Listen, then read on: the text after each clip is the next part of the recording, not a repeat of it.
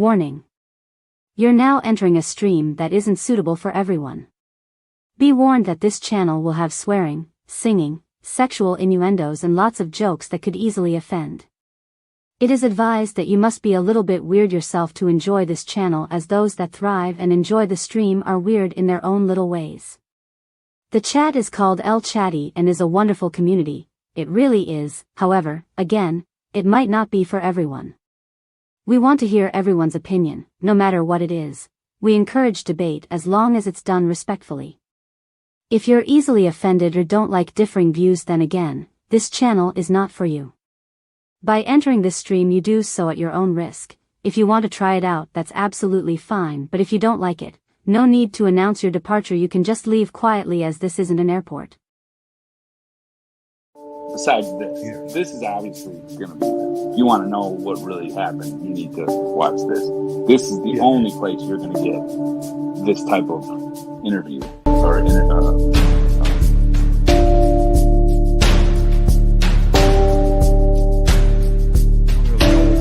don't really know what this is, but I didn't do it. I'm innocent, Judge. I'm not guilty. I'm innocent.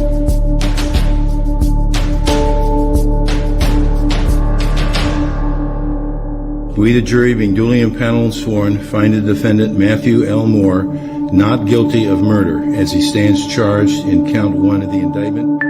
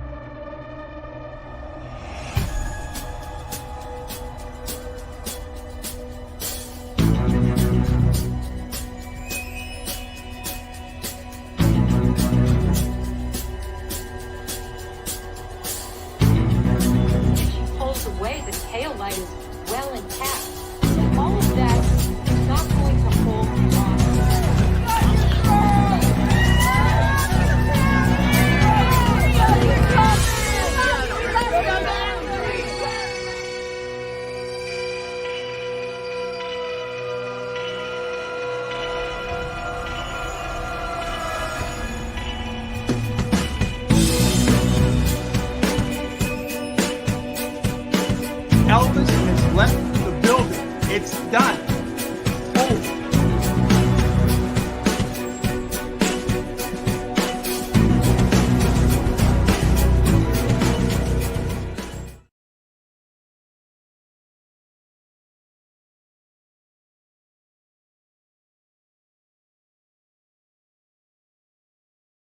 Ole, ole, ole, ole, ole, ole, ole, ole, Erin hack, hack, hack, ole, Erin hack, hack, hack, ole, let's go, Erin hack, hack, hack, ole, Erin hack, hack, hack, ole. Rhode Island's on fire, Deb's hair is on fire, yeah. It's a little bit bushy inside of this place. We men, we are an absolute disgrace. We need to trim it, we need to trim it, we need to trim it now. We need to trim our bushes now. Dane and Dennis walking down the street. Dane and Dennis, the kind I'd like to meet. Dane and Dennis, they used to wear these tight old thongs. They didn't like them, so they're gone. Dane and Dennis walking down the street. Dane and Dennis, the kind you'd like to meet. Dane and Dennis, these two who look at them, they're definitely growers, not showers.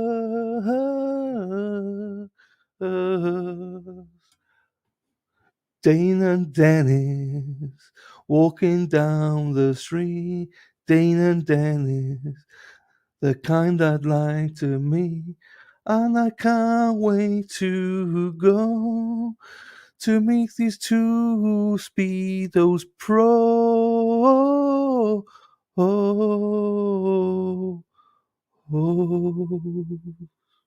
See you in Boston, boys. Press the like, please. Press the like and subscribe. It would mean the world to me if you liked and subscribe. Like and subscribe, everyone. Let's fucking go. Good morning, good afternoon, good evening. Hello, everybody. How are you? Hope you're well. Robin G is in the house. Hello, Robin.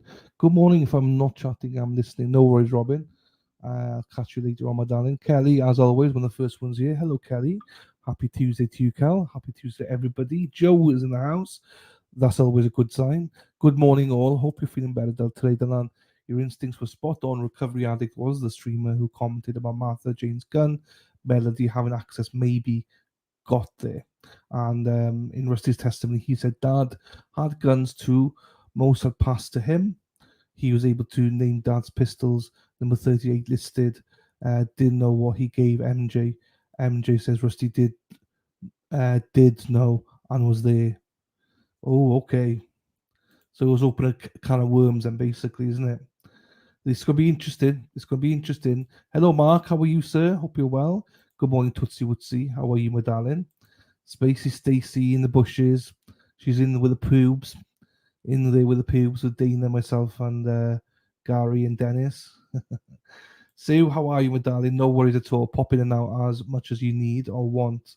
There you go in the bushes. Good morning, Dana. Just remember, shout out to Dana and Tracy. Tonight they got SD on at 6:30 Eastern. I don't have to tell you, please go and support our dear friend Dana and the beautiful Tracy. As always, great friends of mine, and I know you go and support them anyway. But it's a great channel, and they got a great guest tonight. I don't know much about SD or SD, however you say it. So it'd be intriguing. I like the fact that there's somebody coming on. I don't even know her. I mean, I know of her obviously, but so it's gonna be interesting. I look forward to watching it, Dana. Hippie chick, how are you, my darling? Hope you're well there in Indiana. Perfect entrance by Dana. Dana loves it. Dana's in a lot of stuff now. Dana's star of the show. He is the biggest celebrity. Or actually, the Sweeneys are the biggest celebrities. After that, Dana is the biggest celebrity we got.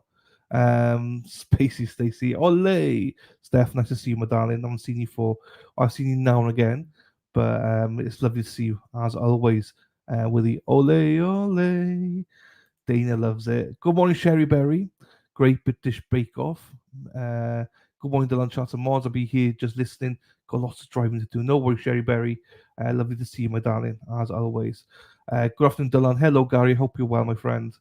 Hello, Disney Queen. Thank you for the message, my darling, as always. Love hearing from you, Disney Queen. Dana, morning to you, Carol. Hey, Mark. Christoph, correction. Russ did not list the 38, even though he was able to list all the others. Fine. Okay, that makes a little bit more sense. Fine. Okay. Still going to be interesting, though, isn't it, Joe? It's going to be interesting, I think. Hope you're well on this Tuesday, Carol. I am, Gary. Hello, Danielle. How are you, my darling? Hope you're well. Nice to see you, as always. Good. Hello, Greg. How are you? Gigola? Hello, Dylan. Gigolo. Sorry, I couldn't see. I had to look at the chat. The chat's there. I had to look at the actual screen to see what I was. Gigolo. There you go. Thank you, my friend. Les, how are you, my darling? Grab coffee and you're ready to go. Let's fucking go, yeah? Another fly in the ointment. Yeah, this is a trial that keeps giving. Every time you think, well, then it's like, whoop, okay. So it's good. Mary, quite contrary. How are you, my darling? Morning, Dylan and El Chatti. It's a beautiful day. It's a beautiful day. It's a beautiful day. I can't. Rehoboth, Massachusetts today. There you go, my darling. I wish Sean was with me now.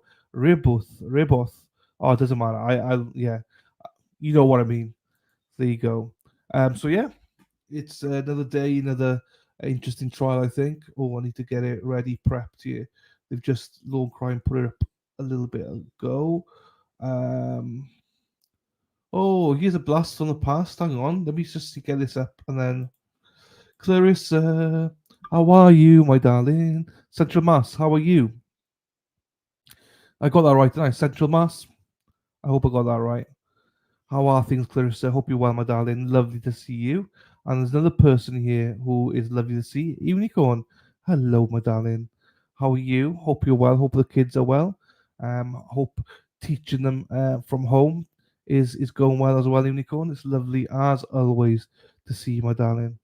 Always. Um, you said it perfectly. Thank you. Thank you, Mary. Even if I didn't, you probably say that though. Thank you, my darling. Press the like, press the like, press the like, please. Yes, there's 30 people, 24 likes. Good morning, Clarissa. Things get spicy. I knew something was up on Friday based on the look of the female prosecutor's face when she said they had just confirmation this was never happened to her before. Yes. Yes. And the fact that the defense wanted to go into private, into chambers, was like, oh, okay. Okay, this is big. So yeah. Clarissa says, yes, you did, and I'm lovely to see you as well. Thank you, my darling. Loads of pretty girls, women, I should say, not girls, women in here today. Cherie, Cherie, Cherie. Whatever will be, will be. Cherie's always be. Oh, Cherie, Cherie. Finally cooling down 11:45 after 20. Hang on. Finally cooling down at. Oh, you're. Good day, mate. On Australia, mate. Cherie, Cherie, Cherie. I'm part of Sheila's tree. I'm making a song up as I go along. Cherie, Cherie, Cherie. Put the prawns on the barbie, Cherie. Take your thongs off and put your feet up, Cherie. Oh, Cherie, Cherie. Is that right? Is that? I forgot you were Sheila from Australia, mate.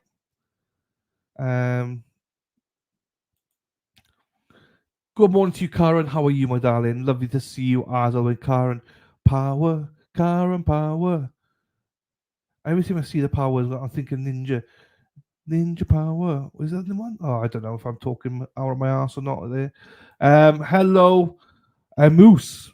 Morning, first day on this trial. I miss your British joy in the morning from north of Boston here. Hello, my darling. How are you? Hope you're well. You are more than welcome here. Yeah, this is day, I believe, 12. You missed a cracking one here. This is a cracking trial. This is actually probably one of my favourites in a long time. There's a lot of intrigue in this trial. And the Unicorn's asking as well, what's happening in this trial? Sorry to be pain. It wouldn't be a day. I'd rather be in pain than pain free when it comes to Unicorn. It's absolutely fine. Lovely to see you too. Thank you, my darling. What's happening in this trial? Sorry to be pain. So this is a mother accused of killing her husband and burying him in like a pit, fire pit. But she seems to want to blame the sons, who seem very dodgy. The whole thing she's had, she's over the years, this woman, she's lovely in the sense of she's very pretty. Even now, she's spread her legs a lot. She's spread her legs a lot. She's been around a bit. You know, she's had a lot of affairs. She's had a lot of affairs. And yeah, so it's hard to explain it because there's a lot of intricacies in this trial, and there's a lot of. I find it very interesting. I find it very interesting. Every time you think, oh, I got assessed, you don't. You don't. It's like Houdini. You're like, oh, okay, it's going this way. It's like, whoa, no, it's not. Boom, it's going somewhere else. I'm like, where the fuck did that come from? We got New Testament coming in. We got it's like it is. I can only say you have to watch it. Like I know you're coming in late, but it's still good though. Even coming in late, it's a mystery. It's a mystery. I don't know how to explain this trial to people, people might think, "What the fuck? What do you mean? Just tell us what happened." I don't even know what happened. I still don't have a clue what's happened. I still don't know what the fuck's going on. It's intriguing. Her husband was very well off as well. So yeah, and all the children, bar one of the children, have turned on her as well. I know that much. So yeah, it's I don't know how else to explain it. People could probably explain it a lot better than I can. Yeah, I just like I'm dumbfounded by this trial. It's a mystery, is how I will say it. Yeah, I don't think you can say she's guilty or not guilty right now. I think every time you think, oh, okay, it's leaning towards guilty, something happens, or every time you think, nah, there's no way she could have done, something else happens and you lean towards guilty. I don't fucking know. I know this doesn't help you at all, Unicorn, and I'm sorry, but it's like bizarre trial, but good trial, very good trial. Still no proof that she killed him, but if this turns out to be true, then I'd say Melody is in trouble. She looked very nervous yesterday, heavy breathing compared to other days. This testimony could make or break this trial. Next Thursday could make or break this trial. So next Thursday, her cousin and best friend is coming to the trial. Her cousin / best friend phoned the detectives and told them that she had the gun, basically that they think Melody used to kill her husband. So this is all happening in the middle of the trial. This is all drama. So that could be a massive thing, yes. That could be huge. I wonder how they're going to deal with it. You made a song every time. I love it. Oh, it's the noise. It's the name. Cherie. It's easy to make a song. Cherie. Whatever will be, will be. I agree, Danielle. What is the consensus of the case so far? Have you done a poll? I've not done a poll, people. The reason I've not done a poll is I try to avoid doing polls now until the end because I don't think I like to practice now where we have this thing where we listen to all testimony before people say guilty, not guilty. Because I don't think you can say guilty, not guilty in your own head until you've listened to all testimony and you actually listen to the charges. Because once you listen to the charges, you might be like, oh, fuck, no, she's not. You might think she's guilty, but then you listen to the charge and you're like, oh, no way. Is she guilty of that? That doesn't fit it. So actually, she's not guilty. Or vice versa. So that's why I try not to do it. I don't think it's as clear cut as guilty, not guilty, until we listen to everything.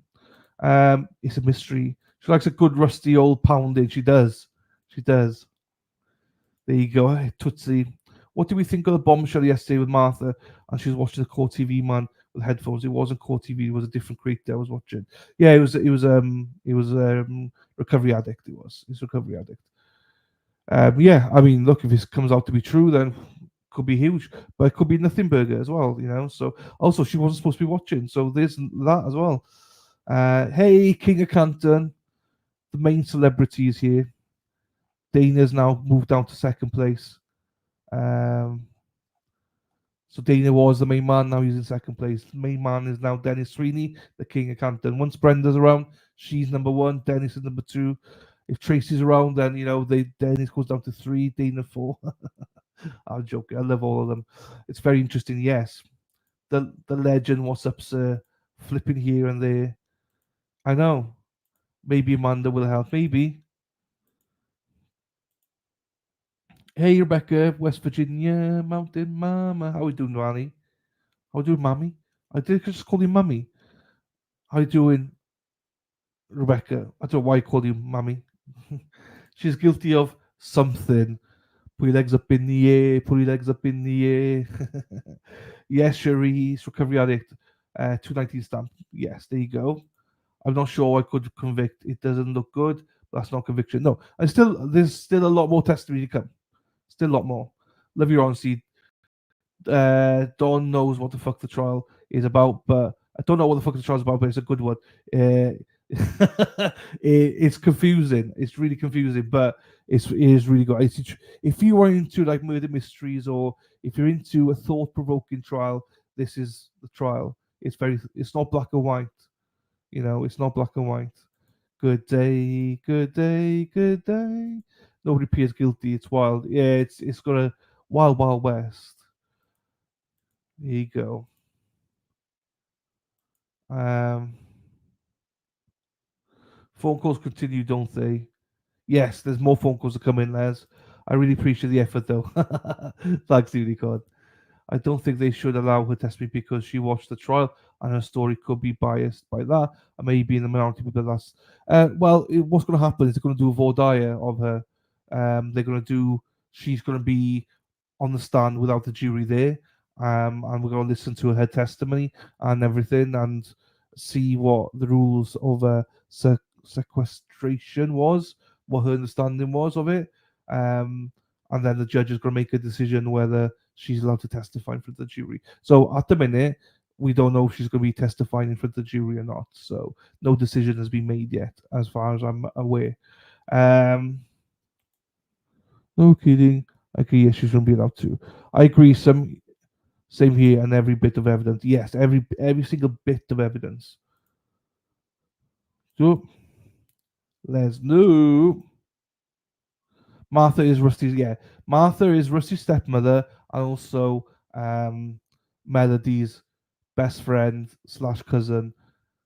So and she did not know about it. So this is the added spice into it. She didn't know about the affair, and when they asked Rusty the question of, "Do you think that Martha would be happy with you to have an affair?" He was like, "No, she wouldn't be happy."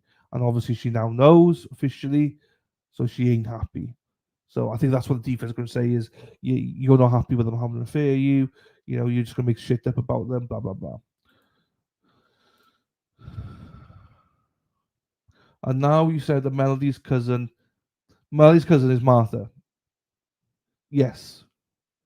That she knew about the gun, knew where it was, and it's been missing.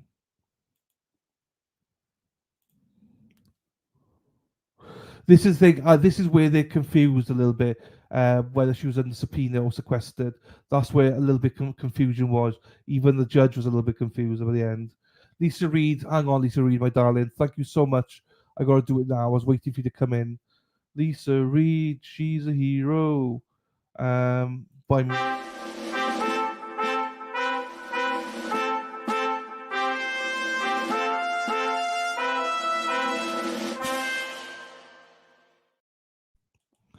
Thank you so much. Oops. To Lisa Reed yesterday, when we were offline, she bought 5 coffees and said, "Just because all of us in El Chatty love you and enjoy your channel." There you go. Thank you so much, Lisa Reed. I did message you on Twitter to say thank you, but I wanted to say thank you again. Thank you, my darling. That means a lot to me. So I appreciate you as always, and thank you for the support, my darling. There you go for that one. Yeah. Well, one's at over an hour. The gun is missing, yes, but they're alluding to the fact that she took the gun, basically. Still calling for the testimony, and she shouldn't be allowed to testify. That's my opinion. That's fine. That's fine. I heard Alan say because going to testify that she. No, I'm going to say yeah. So yeah, she's going to testify. She believes that she took the gun, basically, because she knew where the gun was, and the gun is no longer there. So she can't say specifically it was her, but that's what she's alluding to, is that she knew where it was. She had every opportunity to go and get the gun, and that's what they're alluding to, that she took the gun, basically. Cold in Michigan. Hello, like the stream. Yes, please like the stream.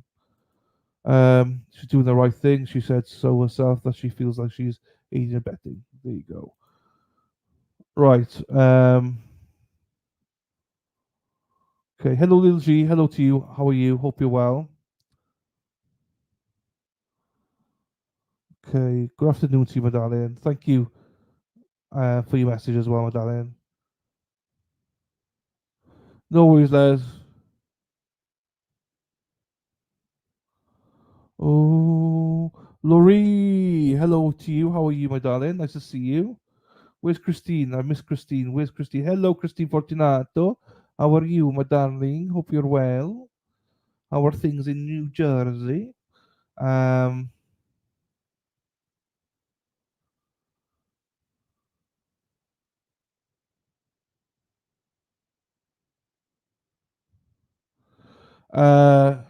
Joe says, all good, just wasn't sure if it's okay to mention the crate. Yeah, look, no, in this, like, I named him anyway. Normally we don't, but I named him anyway. So, I'll say, so you were right. Most people don't like it, but I already said recovery addict anyway. So, it was all good. But thank you anyway, Cherie. Thank you anyway for doing that. I do appreciate you. The etiquette is correct. Thank you, my darling. And Joe, don't be silly. It's fine. Don't worry about it. I already named him, so don't worry about it, Joe. It's fine. There are certain creators out there I just despise, but I don't name them. Do you know what I mean? So it's fine. It's all good. It's fine. So don't worry at all, Joe. I already named him. And Recovery Addict is a very good streamer. Very, very good streamer. So is Martha the new Oops that they said they had? Yeah, yes, that is the new evidence, hippie chick. That is the new evidence, yes. That was the bombshell. Hey, Ryan, how are you? Right, let's try to see who else I've missed here. Look at that. Hello to you, Lisa Reed. There is,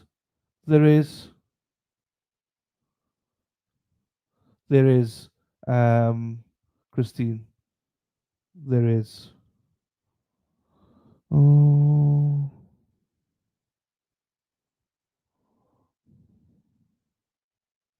Hey, Amy. I can see you. How are you, Amy? Hope you're well, my darling. So, hey, Potty Mouth, hello. How are you? So I'm just going to just stream back on is what I'm trying to do now. I've been chatting all morning and been ignored. Oh, no. I see you now. I've not. Hang on. Let me just go back, Amy, and click on you just to see. Channel activity. In my chat, there's only two. I've only got two stuff from you. It says, can you guys see me? And I've been chatting all morning and been ignored, lol. Genuinely, that's the only two chats I see from you. And I'm on StreamYard, do you know what I mean? So, Potty Mouth, you see everybody. Hey, Heather. So weird, for sure. These are first two messages I've seen. Yeah, same here. We haven't till now, you're right. But we see you now. There you go. We all see you now, Amy. And if we don't, guys, if you don't see Amy, here she is. Boom, boom, boom. Amy's got big boobies, boobies. Boom, boom, boom. Amy's got nice boobies, boobies. There you go. I've not seen her. Do you know what? I saw Amy for the first time in Andrew Burkhart's chat. I was watching it this morning. And who became a member of Andrew Burkhart's channel? Amy from Boston. So it was weird because I saw Aaron Hack, Josie, Amy in Boston. So I wasn't watching it live. I was just watching it on repeat. It was weird to see everybody in there like it. So I love Andrea. She's great. She's great. Morning, Dill Daddy. Hello to you, my darling. And El Chatty. No worries. What is Sky Casual? No, so I'm not doing Leilani anymore, Lil G. I can't do it. I tried to. I tried to do it. I couldn't. I'm burning myself out. So what I've decided to do is just do melody from now on. And what I'm going to do with Leilani is, hopefully get a recap at the end or something. I just can't do them both. And also the quality of the Leilani one goes downhill because I play at 1.5 speed and it's too much for most people. And like we were barely getting 20 people, so I think that's a sign to say like people don't like it that fast. So yeah, I decided for quality purposes and work-life balance that I wasn't going to stream it because I was tiring myself out. I was knackered. So yeah, apologies in advance. I'm not doing Leilani anymore. Sorry about that. But hopefully there's other streamers covering it that people can watch it, or you can go on Law and Crime and watch it at your desired speed, So again, apologies as well. So obviously I said I was going to do it for Quinton. I feel I let him down a little bit, but at the same time, I'm going to go one body. I am fucked. So yeah, I'm losing my voice. So yeah, that's why. So. But it's still a great trial. I still believe in the trial. I still believe in children's trial, and I still will be covering children's trial moving forward. But also moving forward, I'm only going to be doing one trial a day. I can't do two. I can't. It's just too much for me to cope with. So there you go. I gave that speech last night just as well. So just so people know, obviously I got a copyrighted yesterday, so there's going to be two streams today. Once this ends and goes to lunch, I'm going to stop the stream, okay? And you should be redirected to the new stream. I'm not starting that stream until court starts up. It's only because I don't want it to be open all lunchtime and nothing happening. And I don't want to make sure that there's mods and stuff here, just in case. Not that anything will happen, but just in case. So it'll be two streams. I'm going to try it out and see, and see what happens, on that. So there you go. Oh, so a lot of you watching. I was there too. Yeah, I love Andrea. I think Andrea Burkhart's one of the best ones out there. So I watch it for coverage as well for it. Just she's on too late for me. Do you know what I mean? So I have to watch it in the morning. But Hippie Chicken Lisa. Well, I wasn't streaming, so you can't cheat to me. See. I know. I know. There you go. Thank you, Joe. There you go, potty mouth. Great decision, you need a break and time to take break and rest. I know, and it means then I can do, hopefully, start to do like once a week or something, members only content as well.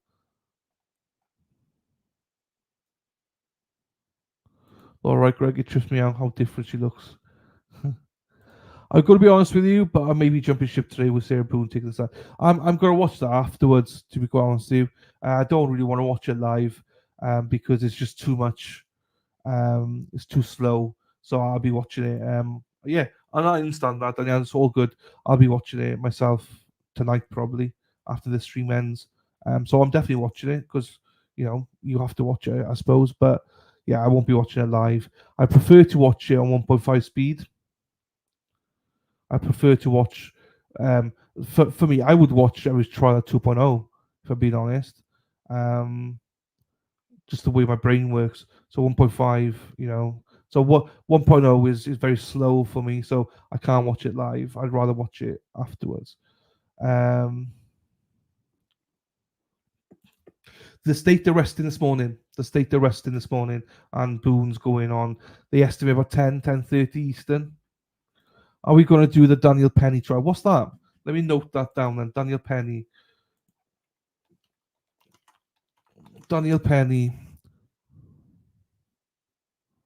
Is it going to be on stream or something? Trial begins in Fatal. When is it? Hang on.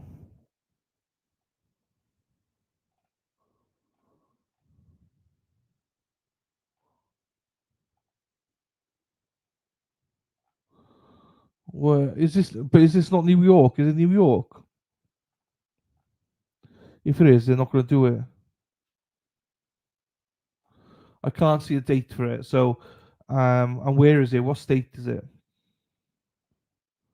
Are you okay today? You don't sound right. I'm all right. Sleep apnea is beating my ass. That's definitely happening. It is definitely beating my ass.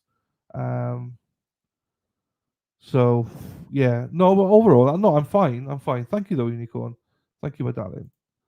State is set to rest this morning. Yes, I watch everything on 2x speed to catch up, but there's some things I can't miss live, and her crazy ass is one of them. Yeah, she's also doing the so there's no questions. She's doing same as Robert Tellez. She's doing that. I don't think it's gonna be as crazy as what people think it is, because she's doing her narrative speech. So she's got a speech written. She's gonna be it's all narrative until there's the cross. So she's probably gonna be 2 hours just speaking like she normally speaks, and then the question across then will come in, which could get a little bit spicy. Damn, that was fast. I've only watched day one and didn't think Behind a Day would be a big deal. But you must be disappointed it's gone so fast. Though. Yeah, probably. Booney, I catch up at night today. Should be interesting to watch later. You can't because New York don't. There we go. That's why I was asking what state he was. That's why I was watching. Hey, Rhode Island's on fire. Debs here is on fire. Yeah. How you doing, Debs? Hope you're well, my darling. Good morning. Oh, Debs here. Let me just boost it. I boosted it already, Debs. Don't have to ask me anymore. I boosted it. Good morning. There you go. No, they won't stream it, so I can't cover it. No. Oh. I'll watch you this. Busy day. We'll miss you all today, friend. No worries, I'll see you. It's all good. Catch you later, my darling. Right, let's skip. What am I missing? Do you know what we're missing? Is a bit of spice. We're missing a bit of spice in chat today. We're looking. I need somebody in chat that doesn't give a fuck. Josie and Murph Turf, they aren't as lovely. Fuck around and find out. I'm joking, they're lovely. There she is. How are you, Josie? Yeah, Sarah is. Yeah, she's narrative. It's narrative. She's doing the narrative testimony, and then obviously the state can then cross her. So it's basically Robert Teller's, same as Robert Teller's. Duh, duh. Thank you so much. No, don't be worried. Thank you very much to you, Rhode Island Deb. You're always great to me. Melody's supposed to be epic. Take the stand, Melody. Greg's desperate. Greg's like, just take the stand, Melody. Spread your legs, Melodies. Take the stand.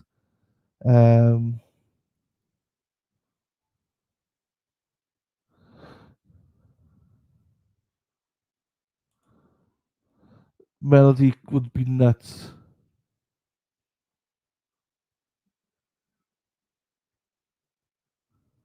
Oh, fuck. I know what I've done. I know what I've done. I just copy and pasted it, you see. Fuck, I'll change it. I'll say thank you, good spot. Good spot, Josie. Good spot. Yeah, it's the exact same thing as Tellus. Exact same thing, situation as Tellus. Top of the morning to you, Sean. How are we, sir? How are we? Hope you're well, sir. Sloncha. It's so interesting. Can you imagine it? Sarah's going to be in love, going to center stage, and she's going to talk for. Yeah, she's going to talk for like 2-3 hours. That's why I need that 2.0 speed. I can't listen to it like normal speed. No worries at all there, Sean. Top of the morning to you, sir. Right, have I got this on pause? No, it's live. Thank fuck. Oh, Josie, I must have. They aren't as lovely. Fuck around and find out. I'm joking, they're lovely. Right, let me just change the narrative in my thingy.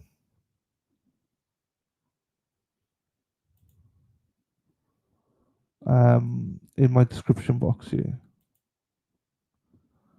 You are my fire, my only desire.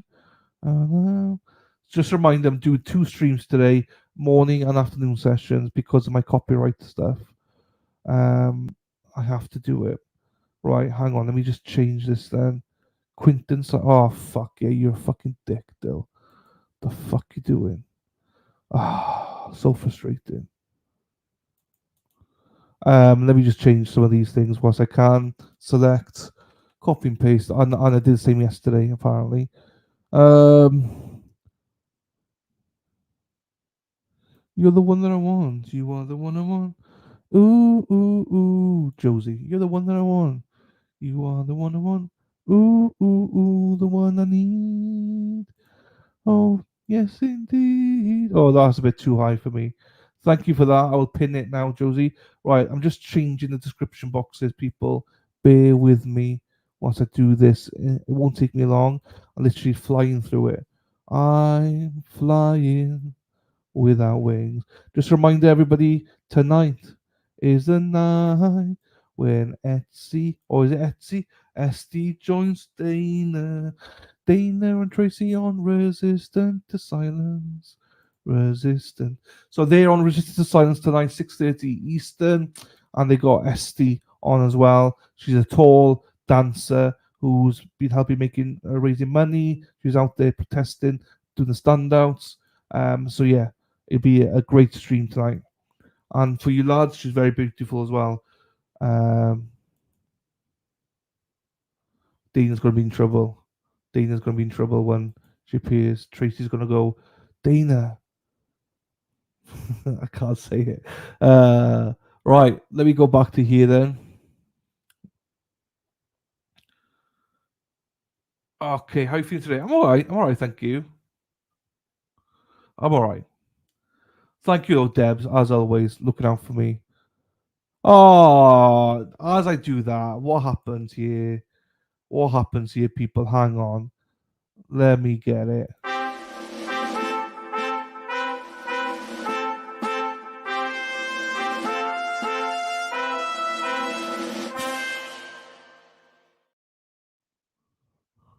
Rhode Island. Deb, you're too kind, Debs. You're too generous, my darling. Again, thank you to Lisa Reed there, Carl Draper from yesterday, Toots from yesterday, Lil V from the day before, Rhode Island with a heart, 5 coffees. Thank you so much. You're so generous. This chat is unbelievable. Thank you, Deb. You didn't need to do that at all. Thank you so much, my darling. I do appreciate you. You know that anyway. But thank you, my darling.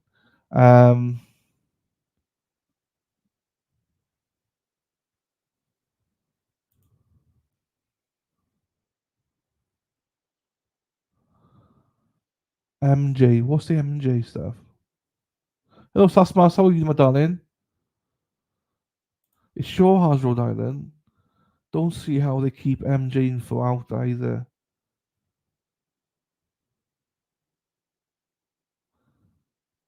Who's MJ? Is that Martha?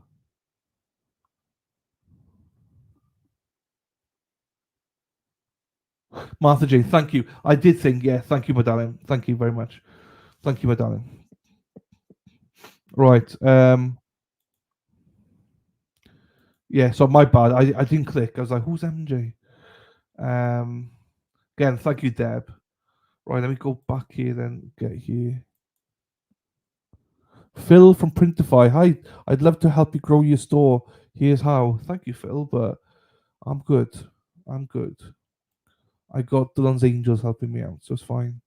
No, don't worry. I couldn't click what you meant for a second. That's all. That's on me. It's on me, Joe. Don't you worry. Sasmas in the house. Everyone behave. Everyone to the left having a good time. Everyone to the right. Sasmas having a good time. Yee. I don't. I've losing my voice. I think. I don't. I understand why people asking me if you're okay. I am okay, but you know, I honestly sleep apnea. It is people. It's fucking kicking my ass. Kicking my ass. I'm telling you. Dana's had it and he's good, so he's like, keep going. It'll get better, brother. But it's like, fuck. When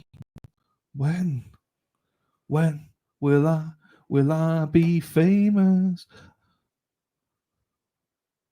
Oh, I thought they were going to court. When who sang When will I be famous? I can't answer that. I can't answer that. When will I be famous? I can't answer that. I can't answer that. Who sang that? I don't remember who sang it. Ooh, don't really no cry. I'm just waiting for chat to catch up to see who it was. Bros! Hey, Bro, Gary and Cherie. At the same time, then Sasmas. Les. Dylan, prep. Prep what? What? Bros, Sass comes back in. Dan. Les, what's perp? Perp? What's perp? I want a free copy of the single. There you go. Never heard that song in all 41 of my life. When will I be famous? I can't answer that. I can't answer that. Oh, when will I be famous? I can't answer that. I can't answer that. That is Heather Taylor Potty Mouth. I thought you'd have been hair down jiggling to that when you were younger. Bros. Those are the only lines I know. I don't know the rest of them. It's a good one, Heather. Heather Potty Mouth. Heather Taylor's Potty Mouth. Heather Taylor's potty mouth. Where is this? Where's this trial? Concan equals. I can't answer that. Concan. Never heard it either. Shut up! What? Hippie chick. Have you guys not heard of Bros before?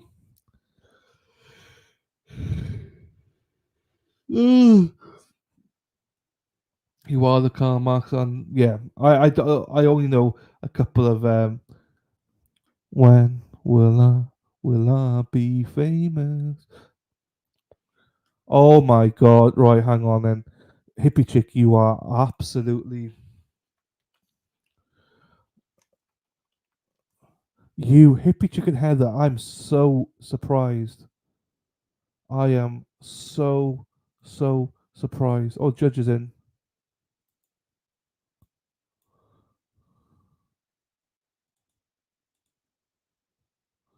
Gold, gold.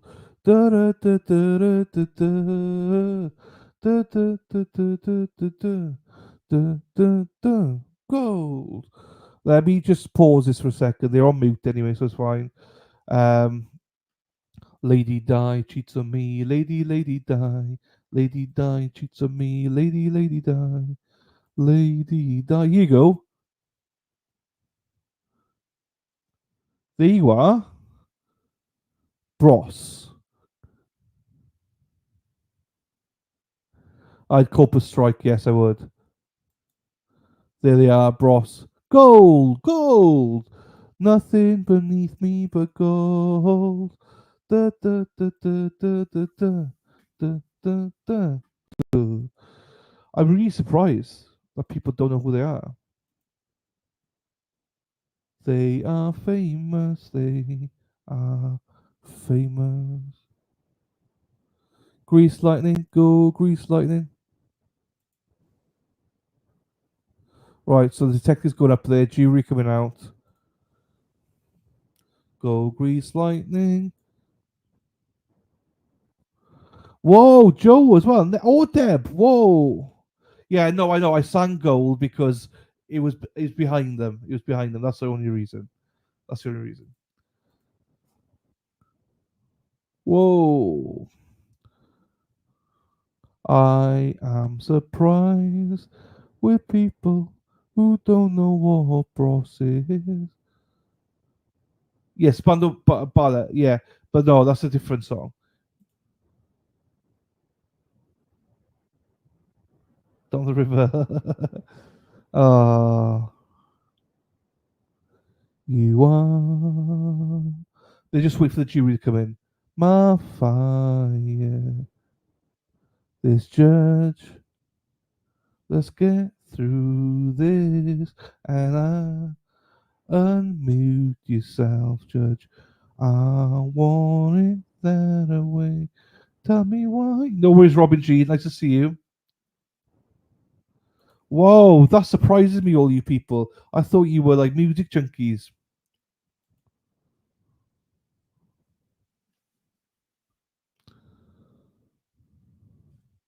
Back streets back, alright. Everybody, spread your legs, melody. Spread your legs, melody. Wave your legs in the air. Rusty's ready to snare. Do, do, do, do, do, do, do. Here we go. All right, Ms. Rankish, go ahead. Thank you. Sergeant Hayes, you're still under oath, okay? Yes, ma'am. All right, I want to jump back into when you arrived on scene at 2155 Purcell Lane. Can you go ahead and tell the jury what county that's in? It's Cherokee County. And when you arrived there, I believe you testified yesterday, well, you did testify yesterday that you began interviewing some folks and you spoke to Melody Farris. I did. Can you tell the jury about where that was, how long it was? Yeah, go ahead. The first time I interviewed Ms. Farris, it was on the property. I asked her where we could go that was kind of semi-private outside. At the time, we weren't going inside the house. And she led me to the back patio. It was just outside of Gary's office on the lower level. And I believe she sat in a swing and I sat in a chair. At that time, had any of the projectiles been found? No. Were you aware that there was really any, I guess the term would be foul play at that point? Not necessarily. The only thing we had noticed so far was that the body was burned much more than we expected it to be when we found it. And during this conversation with Ms. Farris, at any point did you expose your firearm or handcuffs or threaten to harm her in any way? Typically, we dressed in like slacks and a polo, and I'd had my gun on my side next to my badge, which is typical everyday wear in criminal investigations. But as far as pulling it out, or I didn't usually carry handcuffs unless I expected to need them. So I don't believe I would have had handcuffs on that day. So you mentioned that Ms. Farris was on like a swing, and where were you located? In a chair across from her. Okay, so is that like a bench swing that she was on? I believe so. And what was the purpose of this interview? A fact gathering mission. At this time we hadn't multiple interviews were starting at the same time. I was speaking with her and other detectives on scene. I believe we're starting to speak with other family members, just trying to figure out what might have happened. Was she under arrest at that point? She was not. Okay. How long did you speak with her outside? The first interview, I believe, was a little longer than an hour. Okay. At this time, Judge, the state would move to tender State's Exhibit Hayes 1. No objection. Permission to publish. So these are long. If you'd like to, you can sit wherever you'd like. Because I believe the court's going to give you some. You're welcome to sit back and have the table or sit in the stand. Let me ask you just a couple more follow-ups. Okay. At this time in 2018, did CSO have body cameras? We did not have body cameras. So what did you use for this interview to record it? If we were doing mobile interviews that were not at either the South Annex or our headquarters building, we would just carry pocket digital voice recorders. And so did you record this conversation you had with Ms. Farris? I did. And it's just audio. There's no video? That's correct. Okay, thank you. All right, go ahead and publish Hayes 1.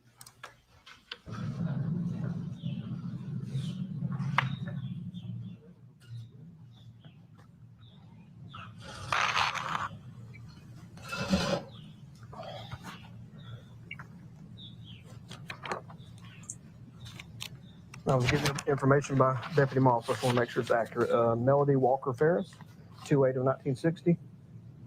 And this is your address? Just can you give me a little history or background of what's going on? I don't know. Well, Tuesday, he started to be burned. Late Tuesday, started to be burned. Tuesday this week. Yes, Mhm. day before yesterday. And of course, we're all the time out him. He had set the house on fire 2 years ago. This August, the end of August. And I got so terrified. Yeah, he had set it in his office. We think what he did was he did an ashtray in there. Don't know. That's where it started. Sonny and I, Scott, were here.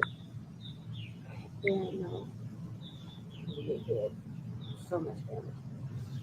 And so since then, I have been so just scared of fire around here. Just crazy scary. But he was all the time just, his thing was starting fires. He set one at my other house in the woods behind my house. We lived in a subdivision. I got a call from the neighbor one morning at 4 o'clock in the morning. The fire department was there. He had started it like the week before, and it had been smoldered and had kind of gotten out of control. So it had been, I don't know, maybe 6 months or so since he had burned it before. And This burn pile here? I mean, it had trees, it had fencing, we had pulled up, when we did the fire pit down here, we had an excavator here, and they had pulled up a bunch of tree stumps, and that kind of stuff. Put on the burn pile, so it had a lot of fencing and stuff on it. And he said something not long ago about burning. I said, please do not burn it. It's too dry, it's too windy, it's too, we always go to the excuse. Don't burn it. Well, Scott came home. I don't know what time it was when he got here, because I called him and I was chasing horses. I don't know where they got out due to all fireworks going on, or if he had let him out, because Gary was much worse for going through gate with you. I said, I'm chasing horses. How much fun? So I went home and woke up. I called him back. So I got all the horses put up. I got, whatever. And Gary stayed in the basement. And that was this is his domain. It's the bottom floor. So I got ready. Scott pulled in. And he said something about his blessing. He's got a burn pile going. I said, I told him he's got a blessing tonight. Because it was still. And then yesterday morning, Scott left about 7 o'clock yesterday morning, I guess. He came over to get a debit card. He was going to go play golf. And I said, that the burn pile's still going. It'll probably go for a long time. I mentioned, I hope it doesn't get around like it did last time. So I left here going with my daughter to Lake Lanier, brought Cameron and stuff back here. He had gathered up. There was a big pile of wood back here in the back that had termites in it. And he said something like, I said, Gary, do not make that burn pile any bigger. I mean, it was massive. I mean, it was beyond massive. And I'm sorry, when was this when you and Gary were having this conversation? Tuesday night. Tuesday night, okay. Yeah. I said, Gary, it's dry out. It's dry as toast out. And please do not, please do not. There is no reason to do it. He's a lawyer. We'll burn it up that right. And that was, I left. I was had the blower and blowing everything off out here. And I walked by that bathroom. I see something in the bathroom smoke, which is one down here. And the fan was on, and I'm like, great. And they're smoking again. And that, I mean, it's the last I thought about it. And then Addison and Cameron were here, and we were busy last night getting them settled and me in a bed and that kind of stuff. And it's not unusual not to see him because he's very much an introvert. Even if all the kids are here, he'll just get on, just disappear out in the pasture. He doesn't like having a conversation. He doesn't. If he talks to the kids, he pretty much does it through text messaging and email. Which is where he is. Always been. There's nothing unusual. But now, in April, we worked on the paperwork. I took him for the exact day. He was in the hospital 3 days. Scott and I took him one night, and he got really bad. He's had these spells for years, and he talks. He gets very slurred speech. His motor coordination gets very off. He stumbles. His dad had Parkinson's, and I had kind of wondered if maybe he had Parkinson's. But they did. I never did personally talk to the cardiologist, but I did talk to his physician's assistant. And because Amanda and I went with Amanda to go look at a wedding venue. And so we left before the actual cardiologist came in, but they found that he had a leaking aortic valve and a leaking tricuspid valve. And they wanted him to go back to the cardiologist on Friday. He got out late Wednesday. They wanted him to go back to the cardiologist on Friday to be hooked up to a heart monitor for a length of time to see, what all was going wrong with his heart. And he refused to go, which was not unusual. And this just happened in the last few weeks, you said? He was in the hospital in April, but he's been having these spells, and they get more and more and more frequent. And he had one after he was in the hospital, I don't remember. And then Emily, the daughter that lives in Franklin, was here, her birthday, which was April the 14th. And we had one right after that that lasted about 4 days. And he stayed in the bed pretty much that entire time. And he would sleep for just hours and hours and hours. And then he wouldn't sleep for hours and hours and hours. So they had asked him to also see a neurologist to see if he was anything going on neurology. And he refused. He said, no, I'm not going to go and tell them that I'm not my family. Because he's got a sister that is, I know bipolar and schizophrenia, she's heavily controlled. And his mother has Alzheimer's really bad. His dad died of Parkinson's in 2011. And he said, I think I'm getting like my parents. And he said, I don't really know if I am. And he would have these spells and there was no reasoning with him. I mean, he would see things on the walls and he would, think there was people in the house. And he would swear that we were having parties out here in the hot tub. Where were all those people last night? There's nobody here, Gary. There's been nobody. And there would not, and then he would just all of a sudden just drop it, like,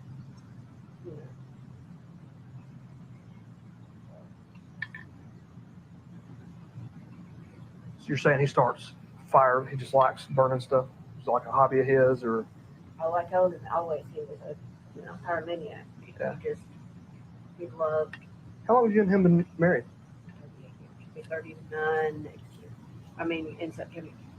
39. Now, he did, before we got married, his sister and I were talking about it the other night because I was telling her I had actually gone to North Alabama. My mother is in nursing home with me. I was talking to her about it and how she said, how Gary is. I said, it worries me. I think it's getting worse and worse. He won't go back to the doctor. And we were discussing how he tried to kill himself twice before we got married. Before you guys got married? What did he do? What steps did he take? I know one time he took a bunch of pills. The second time he cut his wrist. And that was during the time that his sister was hospitalized in a mental institution in North Alabama. I get electroshock treatment sometimes. His dad had mental illness. Then his mother, I know the year that my dad died, which was in 97, I know she was on lithium at the time. And then my sister-in-law said the other night that they had given her some sort of something that began with an S that was an antipsychotic drug. But I said, well, she's in a mental facility, in a memory care facility, and she's been getting very aggressive. So, other than that, we had a million it was bad. And that's why I told him, Mr. Gary, you set my house on fire. This house we're sitting at, he set on fire? And you said that was from the inside. He, in his office, and you think he was smoking and dropped it or something? Yeah. I was here, it was on a Sunday afternoon. And I was here, and there was a friend of mine that lives here in the neighborhood. She said, let's swing back to the we're going to just go. So let me get a few things done. And had all that done. At that time, which is still set up to some degree, it got in the closet that's in here in his office. This house is one of those smart houses that everything's hooked up together. And at that time, lights were flashing inside, everything was going off and stuff, and I was trying to find it. And I called Scott, but he saw the smoke coming out of his office. And I got the dogs out, fire department came, it got in the wall and up, and then they broke a hole in the master bedroom. The whole basement had to be gutted. Home theater had to be everything, and it did so much damage. You keep referring to Scott. Is that one of your children? And he's your son? Scott lives in the barn. Scott lives in the barn. Okay. I'm assuming his last name's Farris? Yes. Are all these children yours and Gary's together?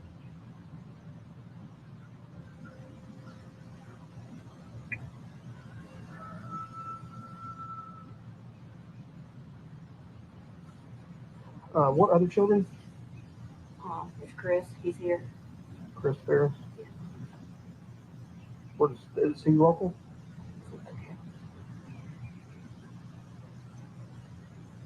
And Amanda. She's here.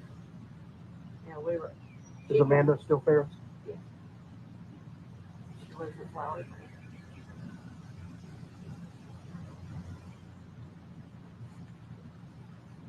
And then Emily. Emily Farris? Emily Payne. Payne. P-A-Y-N-E. Where does she live? Thompson Station. It's outside of Franklin. National area.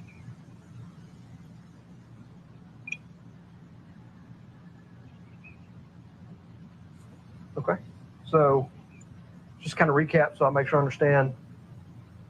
Emily came in. Amanda. Emily lives in Franklin. Emily lives in Franklin. She's not here. Okay. So Amanda came in got here this morning. this morning. So who came in?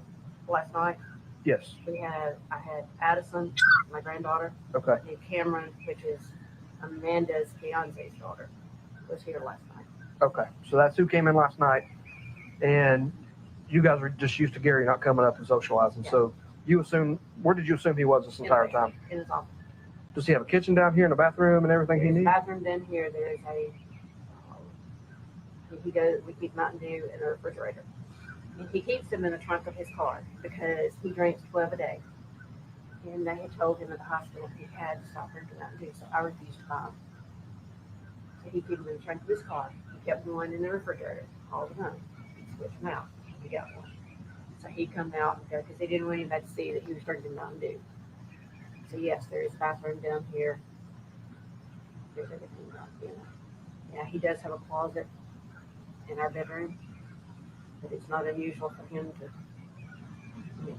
get up and down without being seen. I mean, I was out on the property feeding animals. We've got a baby goat that's got his bed. And Addison and Cameron, had gone over to the barn. I mean, we were in and out and doing it, and I was trying to, getting them fed and stuff. We've been out all day in the sun. And I actually went to bed about 8:30 last night. I was done. And they went to bed. I said, okay, do not go outside this door. Do not go anywhere. Do you stay where I can hear you. And the last I heard of them last night was about 10 o'clock, I guess, when I heard them in the kitchen. Okay. Then this morning, Cameron and Addison said, where's Big Daddy? And I said, well, he's down in the basement, I guess. And I said, why? They said, well, they want to ride the RTV. And I said, well, wait till Amanda gets here. She's on her way, and you can do it with her. When Amanda got here, Scott came over, and I said, have you seen? I said, is your daddy over at the barn? And he said, no. I said, well, I haven't seen him. I haven't, which, like I said, it's not unusual. I mean, most of the days, if he's off, just like till noon, 1 o'clock, and then he'll stay up till. So does he still actively practice law? He's still, okay, still has firm. He says that's Burn Foreman, B-U-R-R. B-U-R-R. B-U-R-R and Foreman, F-O-R-M-A-N. where's that?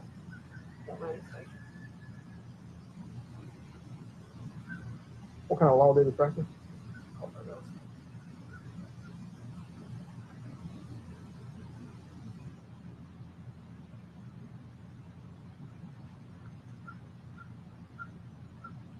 So last time anybody actually laid eyes on him or had a conversation with him was Tuesday evening. Yeah, Chris, my son, Uh-huh. was here, and his daughter Addison. And But then he came through after that. I don't know what time it was. I had actually gone in my study and had sat down with the dogs because they were freaking out because everybody was shooting fireworks. And I had got, he said, are you cooking dinner? And I said, Gary, there's enough food. All the kids were here this last weekend. And Emily was in from Franklin with her little girl. And I said, Gary, there's enough food in here to feed Cox's Army. I'm not going to throw it out. So figure out something to eat in the kitchen. And I said, I've got all I can do because the horses are freaking out. So I've already put 2 of them up, and I mean, I stayed in the study until, but like I said, it was not unusual nights. And the study is upstairs? Upstairs. Okay. What is y'all's relationship status? I mean, do y'all kind of just live separate lives in the same house? Okay. Always have. I mean, that's not unusual. For your entire marriage? For our entire marriage. Okay. He, like I said, he was very much a loner. I mean, we've been in this house, it'll be 5 years this November. And even in my other house, we lived in 2 separate quarters. But his brother and his wife basically did the same thing, and his sister who's never married. I guess she don't want to be around anybody. So we just talked to, I mean, everybody was like, "That's just how he is. Just how he is." And he's always been that way. He's always been. And then somebody asked me, said, "Why have you stayed?" And I said, "I took the love of you." So, I mean, he was very verbally abusive. He could cut to the bone, but it's not that he did that. I said he doesn't cut any slack. He does it to my kids too. I mean, like Amanda that's here, she's going to get married in May, and he has basically, well, Chris, my son that's here, I told one of the other deputies that was here, I said, we've been having trouble with him taking money. I mean, over $900 a month. He's got a checking account routing. And I said, Gary refuses to talk to him. Refuses to. I said, he sends emails and text messages. That's all he does. And I said, if I say anything, then it's like I told him, I don't remember who it was, the college guy. I said, Chris was here last summer. His girls come and they stay here. They said, "Well, come here." I said, they sent me a voice memo last year when he was here, and it was, "I'm not buying you any fucking food, and we'll go get you the cheapest fucking thing." And I told him, Chris, I'm gonna call social services. Don't stop. And they basically, they stay here. The parents are divorced. He's been divorced. They've been divorced for years. Well, I would say divorced. They have lived separately for 2 years. And they finally got a divorce right before he and Jenna got married. And I said, Chris, I don't know what you're on. At that point in time, he told me he stood in my driveway and chased me up to the front porch, and he said, "I'm feeding you beyond recognition. And the next time I want to see you is when they put you in a pine box and bring you." And I said, Chris, I'm going to stop you from taking money some way, somehow, you've got to get help. You cannot treat your 2 girls like this. You cannot treat, and, I said, I beg you, get help, get whatever, get. Because he just gets so enraged. I mean, to the point that I've told him, I said, you're not to be at my house when I'm not here. You're not welcome here. Just come in. You're not. Now, you said he got here when, Chris? Amanda and I were sitting on the front porch. I don't even know what time it is now. It is 2:35. Oh, But he wasn't here the past couple of days. he was here Tuesday night. Because he was here Tuesday night. He was here Tuesday. Did him and Gary get into it, or? I don't think so. Oh, the last thing that Chris had done was book a vacation to the beach that they're supposed to be leaving Saturday. I think it's Saturday. And Gary had said, I'm going to go with him. Instead of him just taking the money, like what he usually does, I'm going to go with him.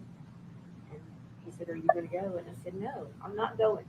Because Gary, he keeps taking, it's serious money. It's serious money. Mm-hmm. Like I said, it's anywhere from $800-900 a month, plus the girls' airline tickets, for them to fly back and forth. I know his ex-brother-in-law died January, February or so in a skiing accident, and he booked the airline tickets to us. I'm like, no. So that's what mine and Chris's thing of it is no, stop. And we went to a bachelor trip. We went to Panama. I'm like, you went to where? Because Gary was like, Why do we have tickets to a foreign country? I don't know. I've got to find out. This is the bachelor party, and that's been so out there. But Gary was just like, it's not like I can't. He kept saying, well, I can afford to do it. I said, Gary, that's not the point. I mean, that's like Scott that lives in our barn. He hasn't worked since he came back from Iraq. I said, for a very short time. And I can't make him work. I can't make him, and I said, Gary, give me 35 Saturday. And I said, Gary, he needs to work. He said, well, you don't work. Gary,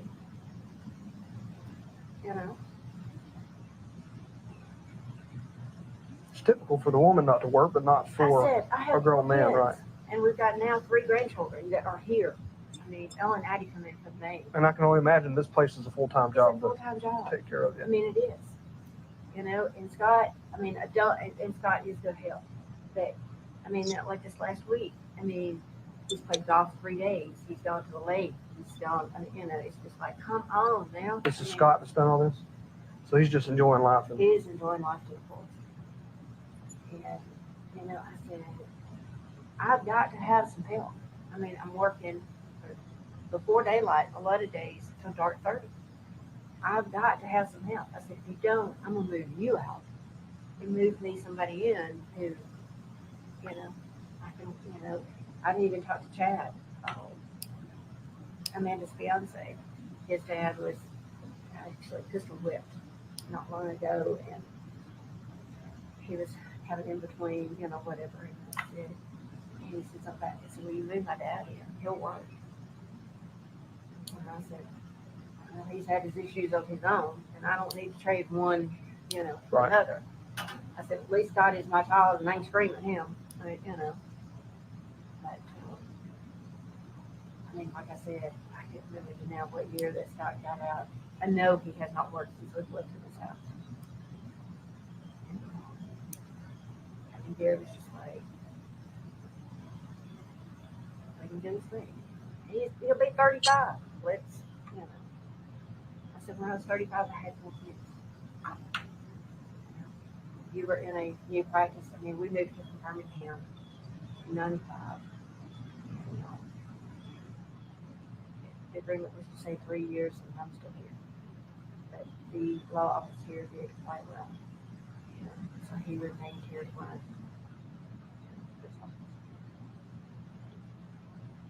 It was, it's not a lot of help. Yes, he is. Because, like I said, it's a full-time job fixing everything that Gary unfixes. He can tear, like I always said, he can tear a steel ball. And we had gotten where we just didn't leave him here much alone. Because, you come in and the tractor would be stuck, or anything. And he had gotten, like I told his sister, I said, I'm worried he's getting like your mom. And, I don't know about his practice. I know the managing partner when he was in the hospital. I had talked to the managing partner. He's actually in Birmingham. And he said, no, if you need anything. And I said, make him go to the doctor and make him volunteer. Angela, his secretary, that she's been the secretary, well, she moved over here from Birmingham. And, she said, I told him I was going to put an electric shock collar on him, and every time he got an out, he was like a cigarette, little popping with it. And, I told him, I don't know how you have practice. I think that's why he works here.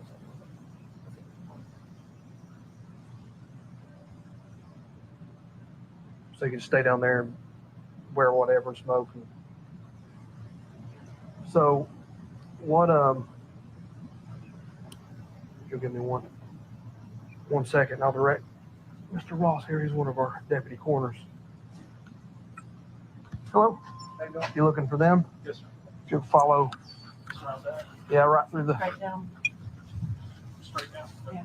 Yeah. Yes, sir. So, all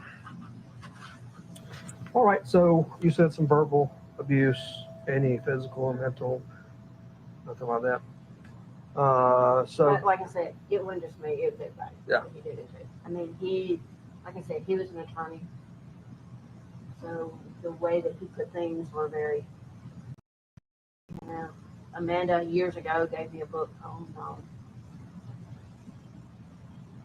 some sort of personality disorder, and I read the book and just read this. And, it was the way. I mean, like I couldn't say to him, you know, Gary, you don't need to leave the gate open. Oh, well, you just think I'm an idiot. No, Gary, I'm saying, please don't leave the gate open because animals will get out. So you just learned to, you know, could you please shut the gate? Sure. I know that you forgot to shut the gate, but could you please, because chasing horses is not, you know.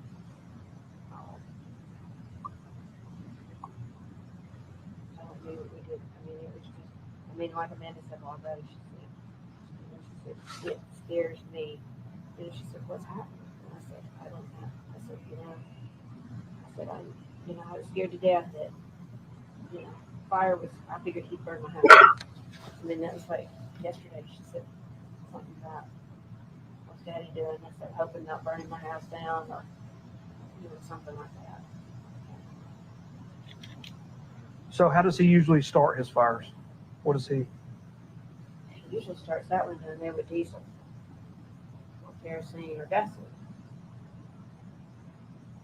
Did you see how he did it this time? Or? No, because I actually was in the house. I had been, like I said, the kids had been here all weekend, and I knew Ella and Addie was coming, and I had been painting my study, and I was trying to, you know, just inside, just, I mean, you know. And then when I realized the fire was going, I mean, you know, and I said, Gary, why not? I mean, that was like the other night. I mean, all this down here, we had done the fire pit recently and done all that planning and stuff. And I said, Gary, why are you pulling the strings? Because I can't. Okay.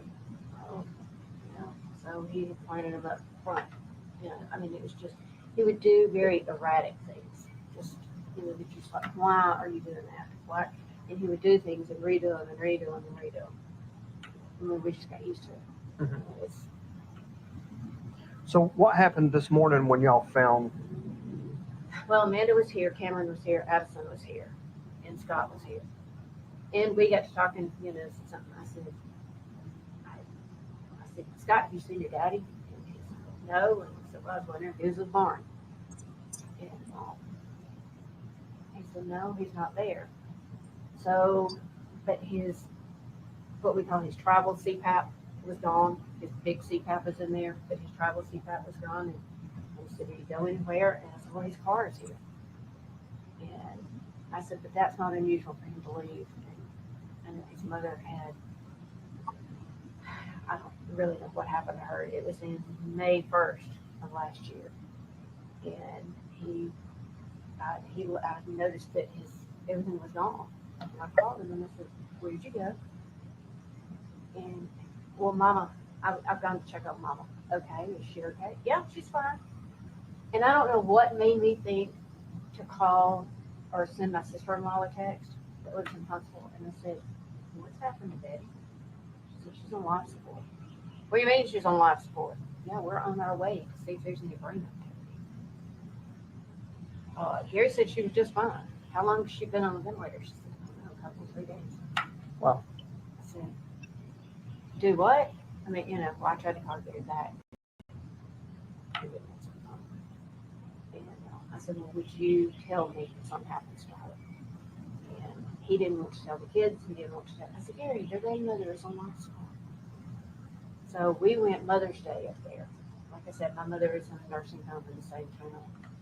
And we all went up there. And cousin of mine went and stuff. And we went by the hospital. By this time, they had taken her off the ventilator.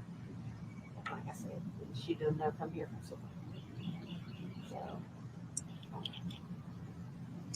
I mean, it was just things like that that he did.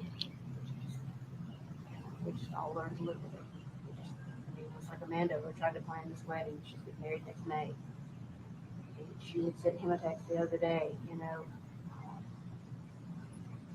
we're meeting with a photographer next Wednesday. And do you want to go? No. So, did anybody try to call him or get a hold of him over Yes, these? we've been trying to call him, and it immediately went to voicemail When did this start? today. When you're trying to call him today?